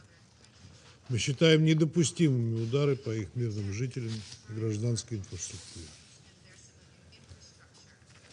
Россия предпринимала и продолжает предпринимать усилия, в том числе на высшем уровне, для прекращения подобных действий. Стремимся к скорейшему установлению мира в Персидском заливе и на Ближнем Востоке. Однако Российская Федерация не могла поддержать текст, который создал бы опасный прецедент для международного права, международного морского права, любых мирных усилий, а также авторитета Совета Безопасности ООН. Еще при обсуждении резолюции Совета Безопасности 2817 мы призывали всех коллег по Совету к сбалансированному и объективному подходу. Аналогичные равноудаленные сигналы уже неоднократно транслировал генеральный секретарь ООН, призывающий Соединенные Штаты и Израиль прекратить войну, а Иран перестать атаковать соседей. Игнорировать первопричину кризиса на Ближнем Востоке, а именно незаконные и безрассудные действия Соединенных Штатов и Израиля в отношении Ирана, невозможно и недопустимо. К нам и генеральному секретарю тогда не прислушались. Тем не менее, понимая ситуацию, в которой находятся страны СС, АГПЗ и Иордания, мы воздержались при принятии резолюции 2817. Это решение далось нам нелегко. Однако на этот раз бахрейнские партнеры и их единомышленники пошли намного дальше, представив в корне неправильный и опасный подход к ситуации в регионе. По сути, почти каждый параграф предложенного ими проекта изобиловал несбалансированными, некорректными и конфронтационными элементами. Озвучу лишь основные моменты. В пункте 1 преамбулы и в пункте 6 постановляющей части действия Ирана подавались в качестве единственного источника так называемых дестабилизирующих действий и региональной напряженности. Об истинных причинах нынешнего кризиса на Ближнем Востоке, незаконных ударах Соединенных Штатов и Израиля по иранской территории ни слова.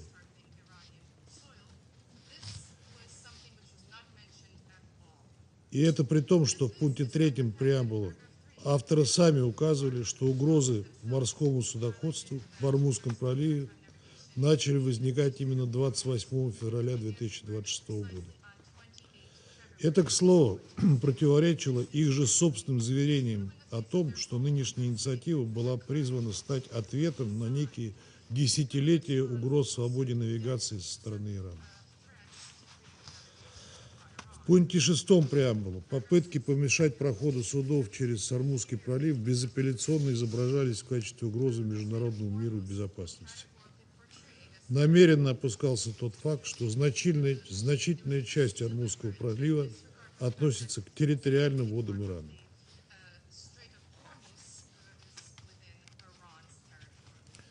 В пункте 7 преамбулы угрозы торговым судам и вмешательство в свободу навигации называлась единственной причиной нарушения непрерывности поставок энергоресурсов.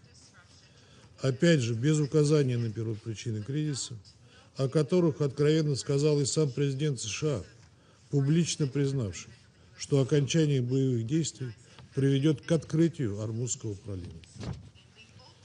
В пункте 9 преамбулы, а также в пунктах 1 и 4 постановляющей части были приведены ссылки на Конвенцию ООН по морскому праву 1982 года. Данный международно-правовой инструмент неприменим в условиях вооруженного конфликта, о чем мы неоднократно говорили в ходе переговорного процесса. Пункт 10 преамбулы констатировал, что источником угроз международному миру и безопасности в контексте нынешнего кризиса якобы является именно Иран. Исключение из данного параграфа ссылок на главу 7 не было панацеей. Подобные формулировки, по сути, в любом случае могут трактоваться недобросовестными государствами как легитимизирующие применение силы. Пункт 2 постановляющей части и вовсе не требует каких-либо комментариев. В нем Совету Безопасности предлагалось дать зеленый свет на применение неких защитных мер, охват которых нам неизвестен, под предлогом обеспечения безопасности судоходства без всякой оглядки на суверенитет прибрежных государств. Оговорки о сугубо оборонительном характере этих усилий сути дела не меняют. Тем более, что авторы сами дали понять, что речь идет именно о силовых мерах. Об этом наглядно говорили формулировки пункта 3 постановляющей части, акцентировавшие, что действующие в соответствии с пунктом 2 государства должны соблюдать требования международного гуманитарного права.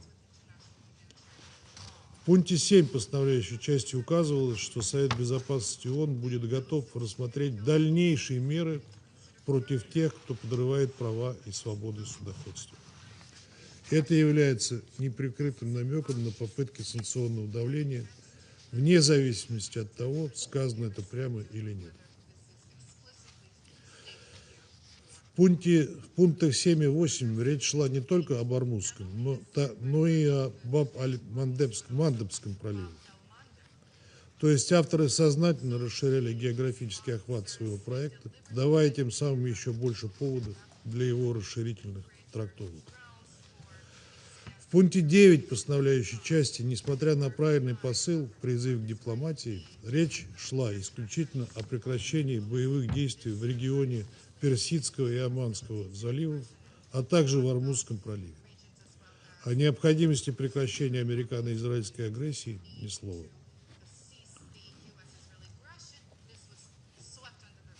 Господин председатель, в сухом остатке, сколько бы ни пытались авторы придать тексту заобщенные формулировки, его суть оставалась неизменной.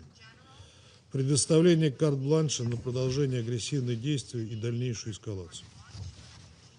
Что бы это означало с правовой точки зрения, а также для ситуации на земле, нам понятно. Особенно в момент, когда мы слышим заявление президента США о готовности уничтожить Иран в случае, если Ормузский пролив не будет открыт. Вынужден вновь напомнить членам Совета о том, как была извращена принятая Советом Безопасности в 2011 году резолюция 1973 по Ливии и к чему привело ее расширительное толкование. Лимит доверия государствам, продвигающим силовые методы под благородными предлогами и обтекаемыми формулировками, был уже исчерпан тогда. Мы уже видели, как Соединенные Штаты пытались обосновать свои удары против Ирана задействованием права на самооборону в соответствии со статьей 51 Устава ООН, придавая ей превентивное толкование. При всей нашей солидарности с арабскими странами, которые были подставлены Вашингтоном и стали жертвами трагедии в регионе, мы не можем не отметить, что попытка навязать правила игры в Ормузском проливе играла бы на руку только тем, кто хочет еще больше подорвать безопасность и стабильность на Ближнем Востоке и за его пределами. Защитные меры по охране судов, как и любой другой собственности стран-членов ООН, не требуют резолюции Совета Безопасности. Достаточно ссылки на статью 51 Устава ООН, которая дает права осуществлять самооборону практически в любых условиях. Распространение операции по обеспечению безопасности в Ормузском проливе без согласия прибрежных государств – еще одна причина, по которой мы не смогли поддержать проект Бахрейна.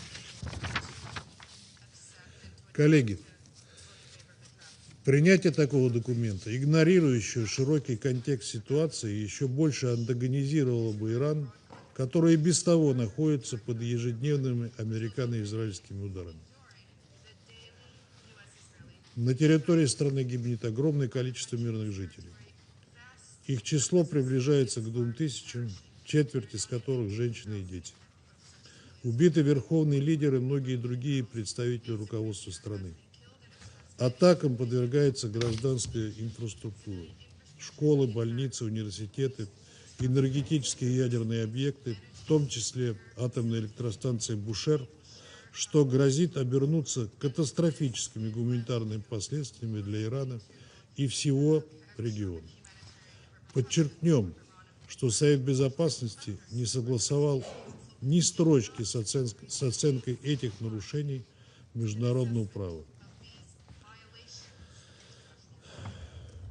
And no excuses you will hear from us today, Ambassador Waltz. Я не буду подробно останавливаться на вопиющих двойных стандартах такого подхода.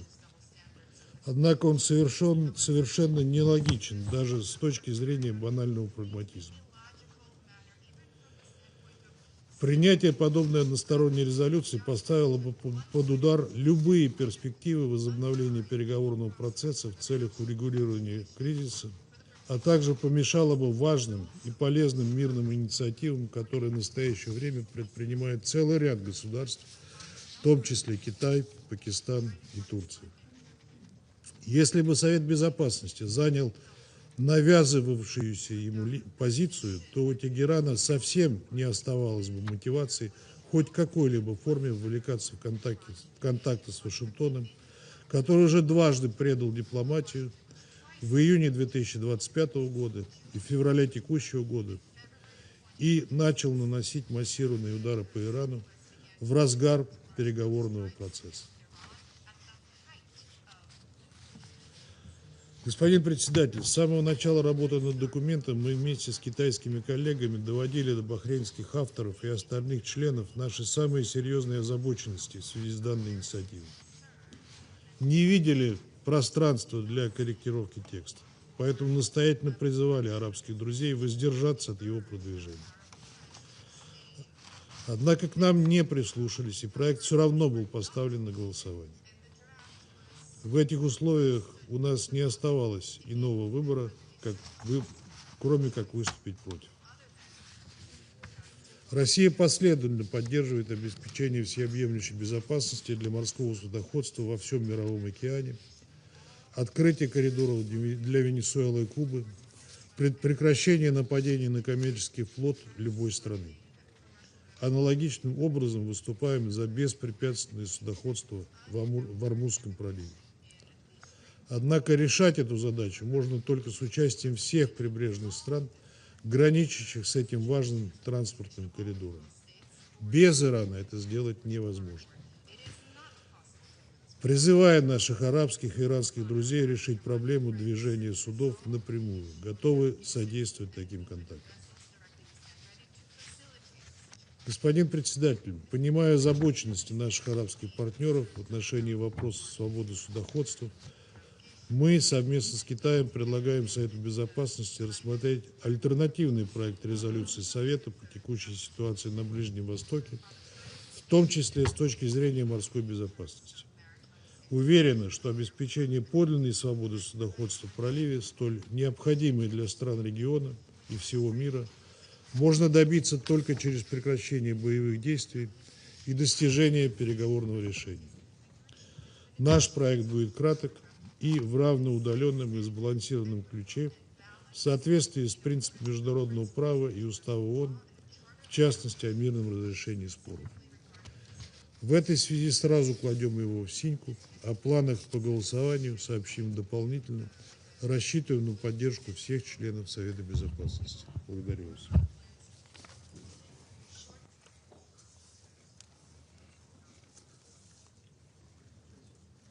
I thank the representative of the Russian Federation for the statement. I give the floor to the representative of China. 谢谢主席。伊朗战事延宕月余，外溢影响持续扩散蔓延，对地区和世界和平稳定造成严重冲击，对全球经济发展产生愈加广泛的干扰。这不符合地区国家和国际社会的共同利益。这场战事的是非曲直十分清楚，美国和以色列未经安理会授权，在伊美谈判正在进行当中，对伊朗发动武力袭击，明显违背联合国宪章宗旨原则和国际关系基本准则。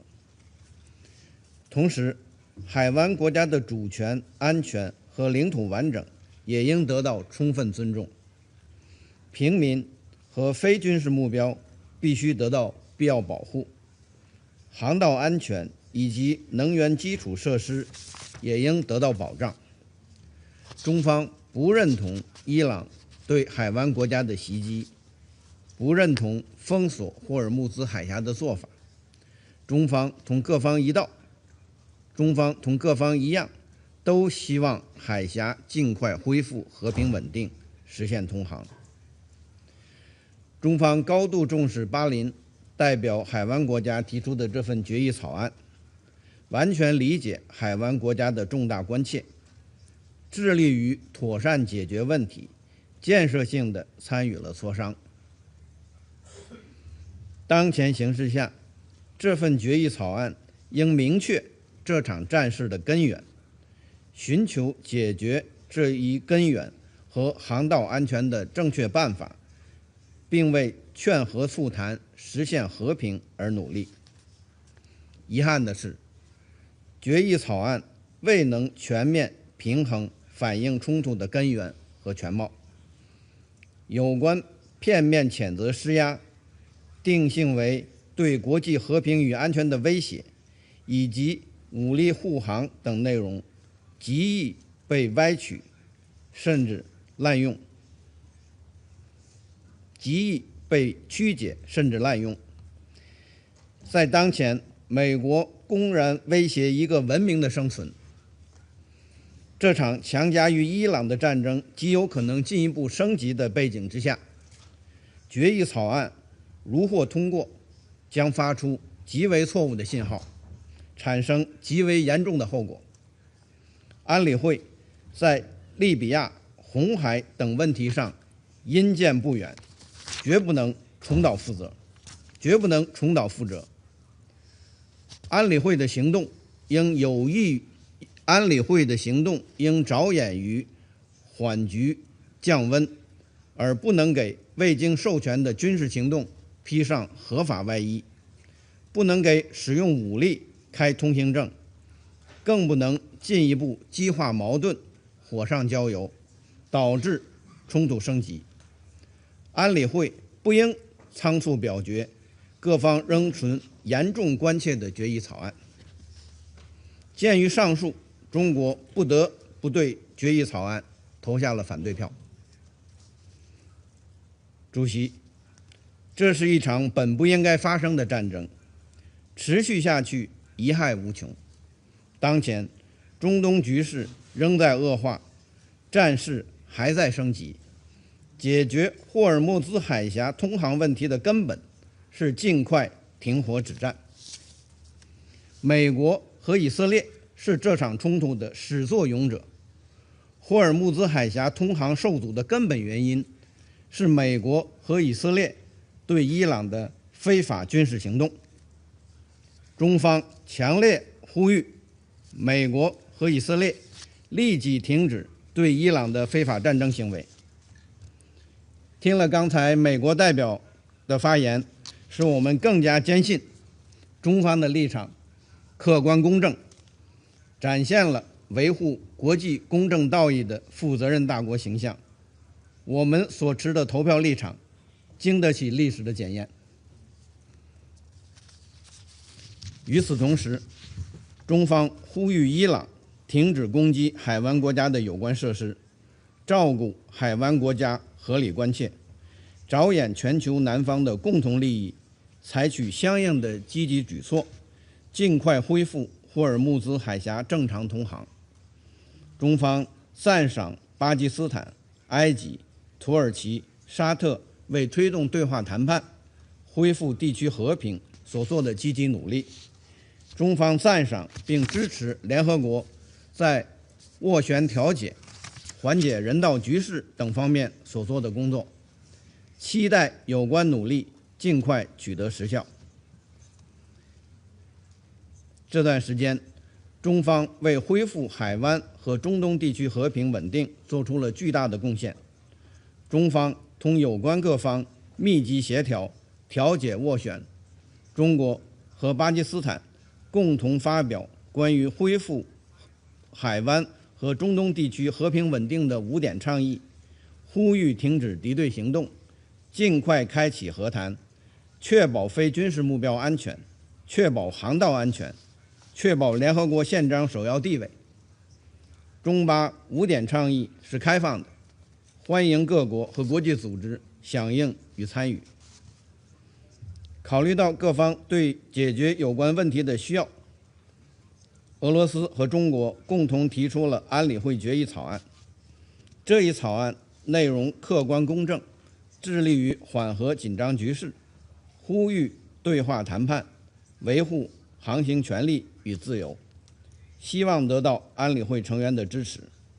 中方愿同各方一道，为早日恢复地区和平稳定做出更大的贡献。谢谢主席。I thank the representative of China for the statement. I give the floor to the representative of the United Kingdom.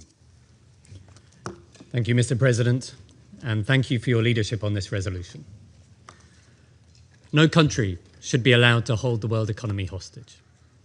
Yet that is exactly what Iran is doing, by denying the right of transit passage, a key navigational right under international law, as reflected in the United Nations Convention on the Law of the Sea. Today, Russia and China chose to shield their ally Iran rather than join international efforts to open the strait and avert risks to the global economy. We reject the claims made by Iranian Foreign Minister Araghchi last week that the efforts by the Council to open the strait will complicate the situation. It is Iran's actions that have closed the strait. This has already had dire consequences, and the longer this stranglehold continues, the worse this situation will get. In the last 24 hours, we have heard only 9 vessels pass through the Strait of Hormuz, an international shipping route that would normally see up to 150 vessels a day. The World Food Programme has estimated that this hostile act could push 45 million more people into extreme hunger by June. We supported Bahrain's initiative, and it is deeply regrettable that this resolution did not pass. The United Kingdom is already supporting our allies in the Gulf to defend themselves, in accordance with the existing and inherent right to individual and collective self-defense. We all want to see the de-escalation of tensions in the Strait, and we welcome current diplomatic efforts underway and stress the importance of respect for international law, including the international law of the sea as reflected in the UN Convention on the Law of the Sea. As my Foreign Secretary said last week, when the UK convened over 40 countries in support of the reopening of the Strait of Hormuz, we are determined to see every possible diplomatic, economic, and coordinated measure to get the straits reopened. We will not cease in these efforts. Thank you. I thank the representative of the United Kingdom. I now give the floor to the representative of the Islamic Republic of Iran. In the name of God, the compassionate and merciful, thank you, Mr. President. I congratulate Bahrain's presidency for this month. The draft resolution put before the Council was flawed, factually, legally, and politically. The draft is entirely one-sided, biased, and indefensible. It distorts the realities on the ground by falsely attributing responsibility to Iran, the victims of the aggression, while deliberately ignoring the root causes of the current crisis. The text unjustifiably and misleadingly portrays Iran's lawful measures in the Strait of Hormuz, which have been taken in the exercise of its inherent right of self-defense in accordance with the UN Charter, as threats to international peace and security. At the same time, the text seeks to legitimize subsequent unlawful action by the aggressors and their allies under pretext of safeguarding freedom of navigation and maritime safety in the Strait of Hormuz and the Persian Gulf.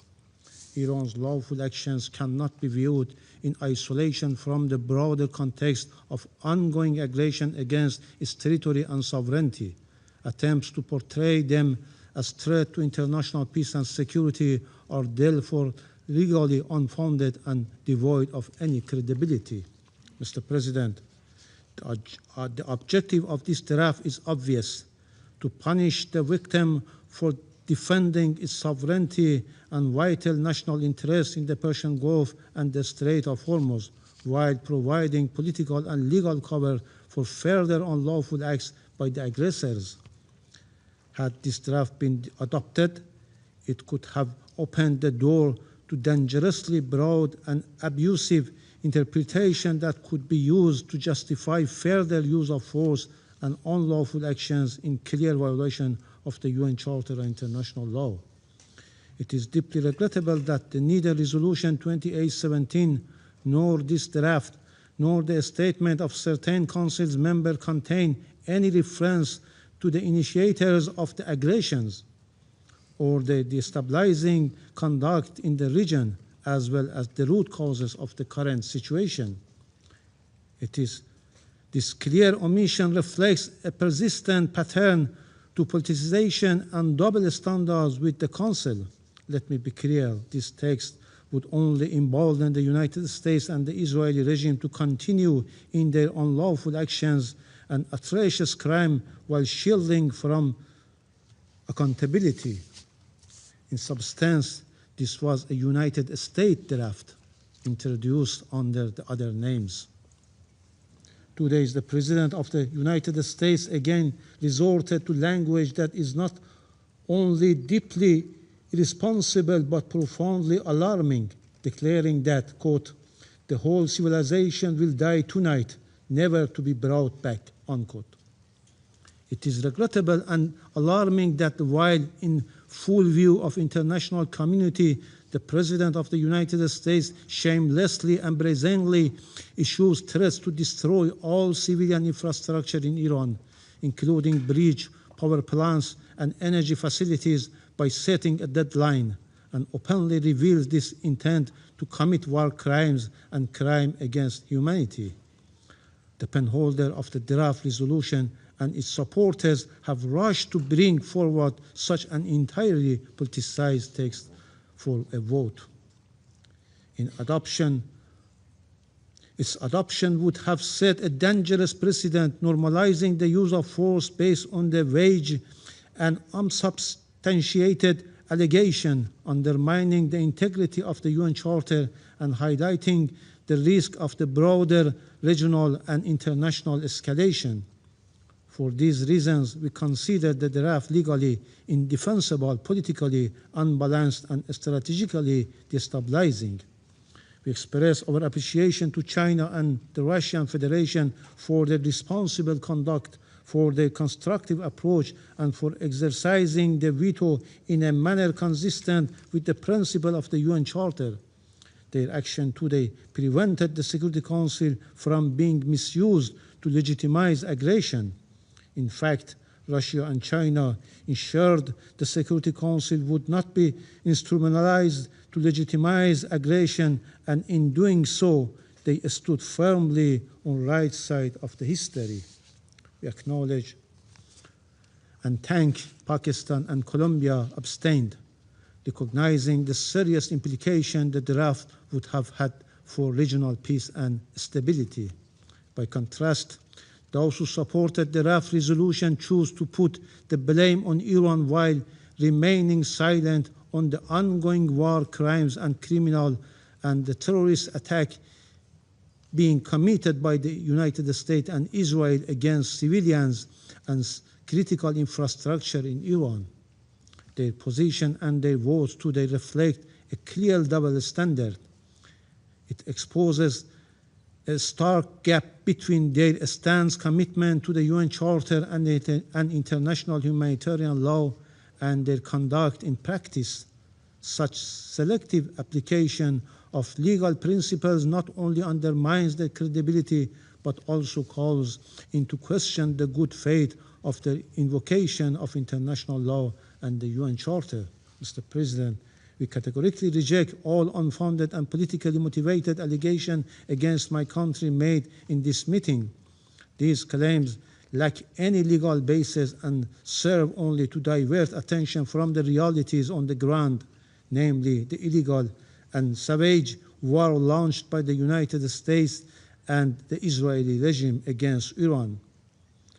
Their purpose is clear: to whitewash the atrocious and war crimes committed by the US and the Israel against the people of Iran, and to obscure and deflect from serious violations committed against the Iranian people. Having said, Mr. President, I would like to make the following points. First, the Islamic Republic of Iran, as a responsible state committed to the United Nations Charter and the international law, has consistently upheld freedom of navigation and maritime security in the Persian Gulf, the Strait of Hormuz, and the Gulf of Oman. For decades, the Strait of Hormuz has remained open to all vessels, with freedom of navigation and maritime safety effectively maintained.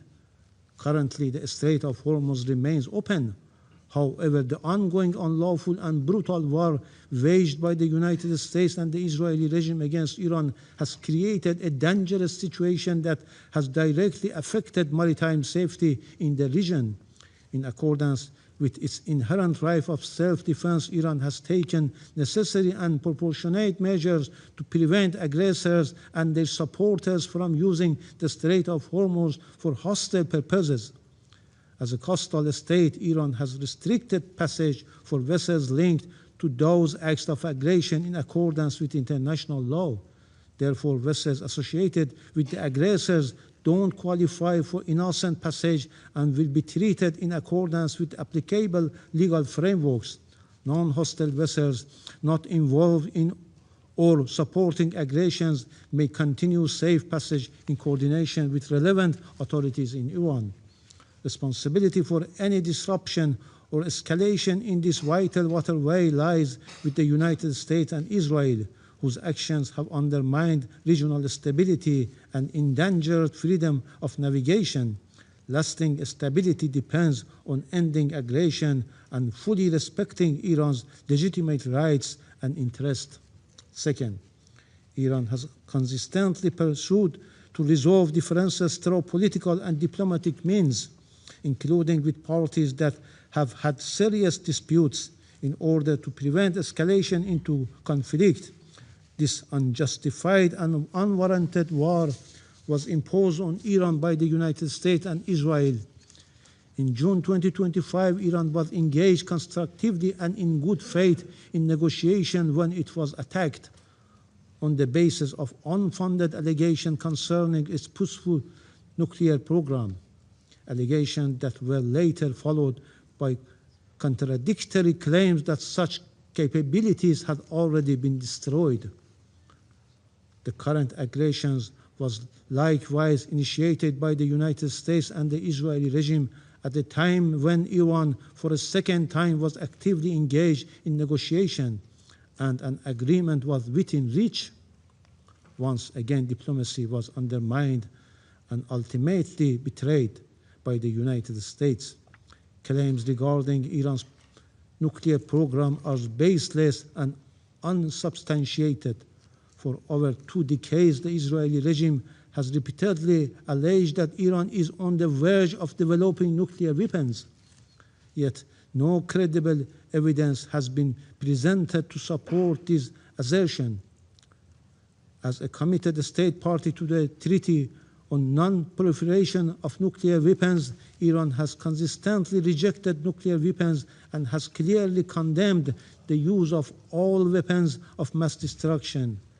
Iran has also accepted one of the most rigorous verification and inspection regime of the International Atomic Energy Agency, reflecting its stated position that its nuclear program is exclusively peaceful.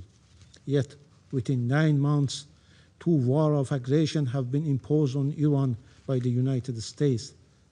An NPT depository and Israel, a regime outside the NPT. In both cases, Iran's peaceful nuclear facilities were attacked. The Security Council, the IAEA Board of Governors, and the Director General of the agency have failed even to condemn these unlawful acts, let alone prevent the recurrence. This inaction has emboldened the aggressors. U.S. officials now openly speak of targeting nuclear facilities, with the U.S. permanent representative even stating that an attack on the Bushehr nuclear power plant is not off the table. Such reckless threats are a direct consequences of international inaction and have severely undermined credibility of the United Nations and the IAEA. Since the start of this unlawful war on 28 February, multiple attacks have been carried out against Iran's nuclear facilities, including repeated strikes in and around Natanz, Bushehr, Arak, and Ardakan. Particularly alarming are repeated attacks in the vicinity of the active Bushehr nuclear power plant. Any strike on nuclear facilities, notably the Bushehr nuclear power plant, would inevitably lead to irreversible humanitarian and environmental consequences. These unlawful actions constitute clear violation of international law, including Security Council Resolution 487 and relevant IAEA resolution, as well as fundamental principles of international law. However, this Council continues to defending silence, and today certain members point finger at Iran.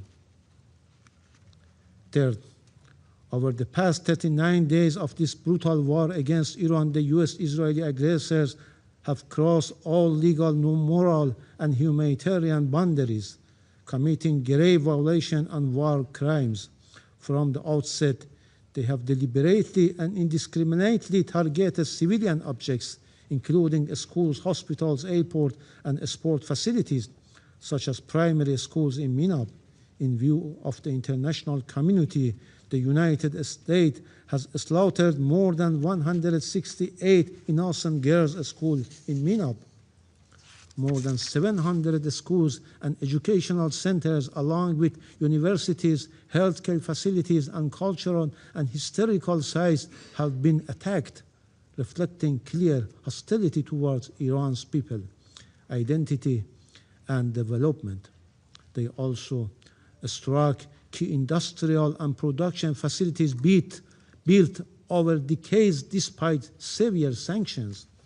At the same time, the US officials have made threats to destruction of infrastructure indispensable to the survival of the civilian population.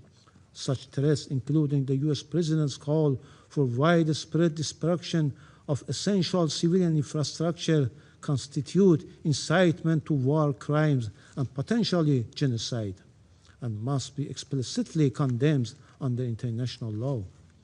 Fourth, from the outset of this unwarranted and savage war on 28 February, the United States utilized military bases and facilities located in countries of the Persian Gulf region.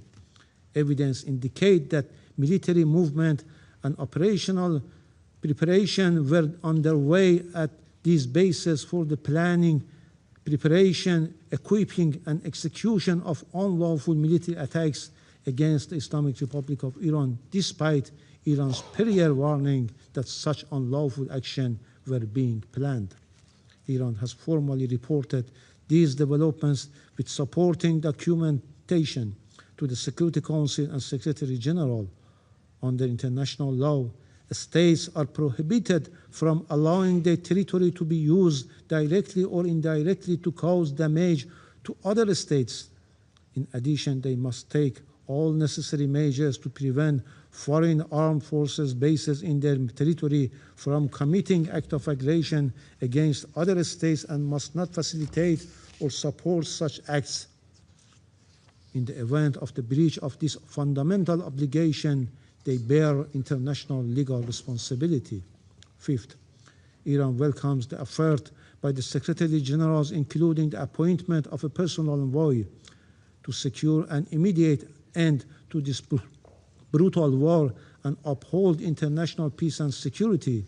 Iran stands ready to engage constructively with all genuine diplomatic efforts, including through Pakistan, Turkey, and Egypt, as well as diplomatic efforts by China and Russia, and support any credible initiative capable of bringing about the sustainable end to this unlawful and unwarranted war. In this regard, Secretary General Personal Envoy is currently en route to Tehran to pursue consultations. Iran categorically rejects a temporary ceasefire, particularly in light of the June experience, when hostilities resumed under false pretext. A ceasefire in this context serves only to rearm and prepare for the continuation of further crimes. Any viable solution must ensure a definitive and irreversible end to the aggression and establish a just and durable peace grounded in credible and verifiable guarantees against any recurrence. The United States and Israeli regime must bear full responsibility for harm and suffering inflicted upon Iranian civilians civilian objects and critical infrastructure and must be held fully accountable. Individual criminal responsibility for serious violation of international humanitarian law, including war crimes and crimes against humanity committed in Iran, must be pursued without exception in accordance with international law. The Security Council cannot remain passive. Instead of submitting a one-sided and politically motivated draft resolution, it must act to end this brutal war, demand the immediate and unconditional cessation of US and Israeli attacks, and take decisive measures to ensure accountability for all their violations. Finally, with regards to the United States President's explicit threat of massive war crimes and target and destroys Iran's critical civilian infrastructure, this threat constitutes a flagrant and egregious violation of the IHL and the most fundamental rules of governing armed conflict. The United States would bear full and undeniable responsibility for committing a manifest war crimes and a crime against humanity. Iran will not stand idle in the face of such egregious war crimes. It will exercise without hesitation its inherent right of self-defense and will take immediate and proportionate reciprocal measures. The Security Council regrettably has, from the very outset of this war of aggression against my country, failed to uphold its primary responsibilities for the maintenance of international peace and security. That failure does not and cannot deprive Iran of its lawful right to act. Iran's response is firmly grounded in international law. There must be no doubt Iran will take all necessary measures to defend its people, safeguard its sovereignty and territorial integrity, and protect its vital national interests with full resolve. The United States and the Israeli regime will bear responsibility for all subsequent consequences, regional and international. I thank you. I thank the representative of the Islamic Republic of Iran for the statement. I shall now make a further statement in my capacity as Minister for Foreign Affairs of Bahrain. أصحاب السعادة، باسم مملكة البحرين أود أن أعقب على ما ورد في كلمة مندوب الجمهورية الإسلامية الإيرانية من ادعاءات باطلة حول مهاجمة القواعد الأجنبية في دول مجلس التعاون. وأقول: لقد أعلنت دول المجلس بكل وضوح أنها ليست طرفا في هذه الحرب، وأن هذه القواعد لم تستخدم في الهجوم على إيران، وكانت إيران تعلم تماما أن هذه القواعد أخليت من العناصر العسكرية، ولكنكم أطلقتم علينا آلاف الصواريخ البالستية والطائرات المسيرة دون مبرر على مدى أكثر من شهر ودون توقف. اعتديتم على دولنا في رمضان ولم تراعوا حرمة هذا الشهر الفضيل، وهاجمتمونا في أيام العيد وأنتم دولة مسلمة، وتربطنا وإياكم روابط الجوار والعقيدة والثقافة والتاريخ المشترك، ومع ذلك تجاهلتم كل تلك الروابط والصلات. ادعيتم أنكم تهاجمون القواعد العسكرية، فهل البنى التحتية ومحطات الكهرباء والماء والمنشآت المدنية والمصانع ومنشآت التكرير والجامعات والفنادق والمساكن قواعد عسكرية؟ وهل المناطق السكنية بمن فيها من مواطنين ومقيمين من نساء وأطفال وكبار السن قواعد عسكرية؟ لقد انتهكتم ميثاق الأمم المتحدة والقانون الدولي والقانون الدولي الإنساني وقانون البحار ومبادئ حسن الجوار، ولم تراعوا القيم الدينية والأخلاقية والإنسانية. ولم تلتزموا بقرار مجلس الأمن رقم 2817 وقرار مجلس حقوق الإنسان في جنيف رقم L38، وأغلقتم دون وجه حق مضيق هرمز، وهو ممر مائي دولي ملك للعالم وليس ملكا لإيران. قمتم بأخذ الاقتصاد العالمي رهينة بطريقة إرهابية، فحرمتم دول العالم من مصادر الطاقة وإمدادات الغذاء والدواء، وعطلتم حركة التجارة العالمية، وسببتم خسائر كبيرة للاقتصاد العالمي، ودفعتم 45 مليون شخص وبالأخص في العالم الجنوبي إلى المجاعة. اعتديتم أمام مرأى وسمع العالم على دول جارة لكم تربطها بكم علاقات طيبة على المستوى الاقتصادي والتجاري والاجتماعي وحتى السياحي. لقد تحلينا في دول مجلس التعاون بالحكمة والصبر أمام هجماتكم الصاروخية المدمرة، ولم تطلق دولنا رصاصة واحدة على إيران، ولكن دافعت قواتنا الوطنية الباسلة عن سيادتنا وأمننا واستقرارنا وحماية مواطنينا والمقيمين على أراضينا، ونمتلك كل الحق في الدفاع عن أوطاننا وشعوبنا بموجب المادة 51 من ميثاق الأمم المتحدة، والتي أكد عليها القرار 2817.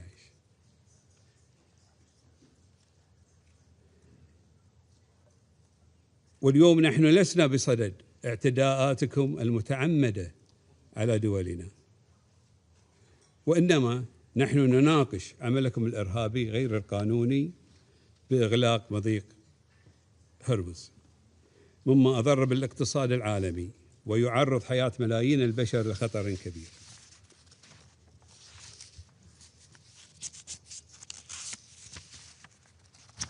I resume my function as President of the Council.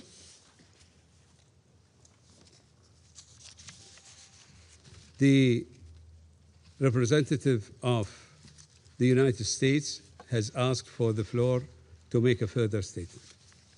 Thank you, Mr. President. We heard a lot today. We heard from the ambassador from Iran a lot about their issues with this ongoing conflict with the U.S. But colleagues, that's not what this resolution is about today. This is not about Iran and the U.S. today. This is about Iran and the Gulf Cooperation Council and Bahrain and the world. And here, we also heard about some dangerous precedents, but here's what I want the world to understand in terms of the dangerous precedent that was just set today by opposing this good faith effort from the Kingdom of Bahrain and the Gulf countries to ensure their shipping can flow freely. One can only imagine a future conflict where a party to the conflict decides it's going to impose collective punishment on the entire world and then use that as leverage in the conflict. One can only imagine a situation where a party decides to shut down the Straits of Gibraltar or the Bering Strait or the Malaccan Strait to further its ends.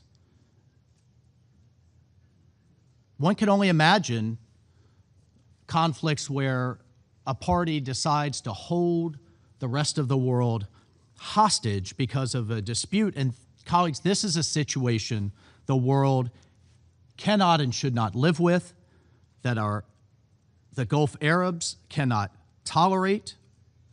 Freedom of navigation is fundamental to a nation's sovereignty and survival. So Mr. President, the United States will support all measures for your country and for those affected to ensure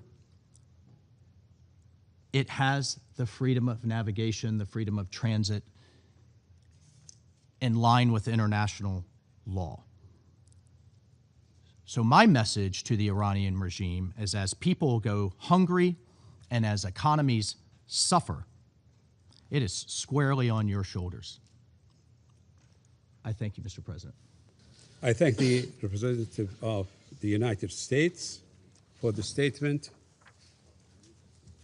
I believe that the representative of the Islamic Republic of Iran has asked for the floor to make a further statement. Thank you, Mr. President. Thank you, Mr. President.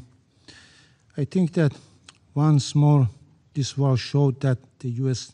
will not bring security and stability for the regional countries. We have no hostilities with our neighbors.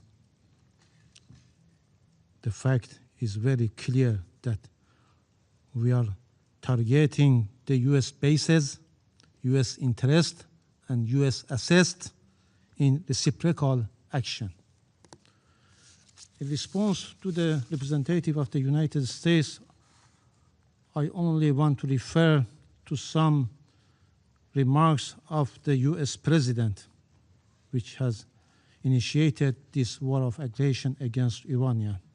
On 21st of March, he threatened to hit and obliterate Iran's power plants.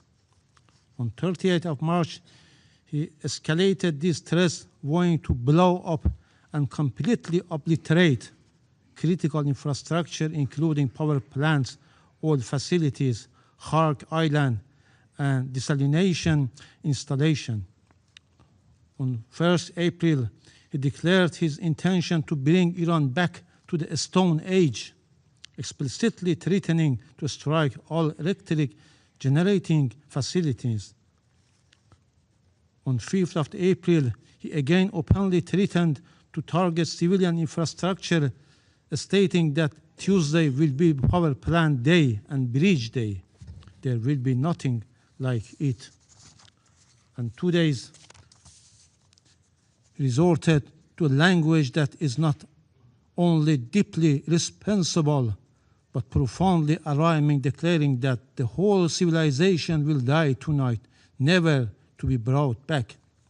Such rhetoric is unfitting of any political leader, let alone the head of a permanent member of the Council entrusted with the maintenance of international peace and security.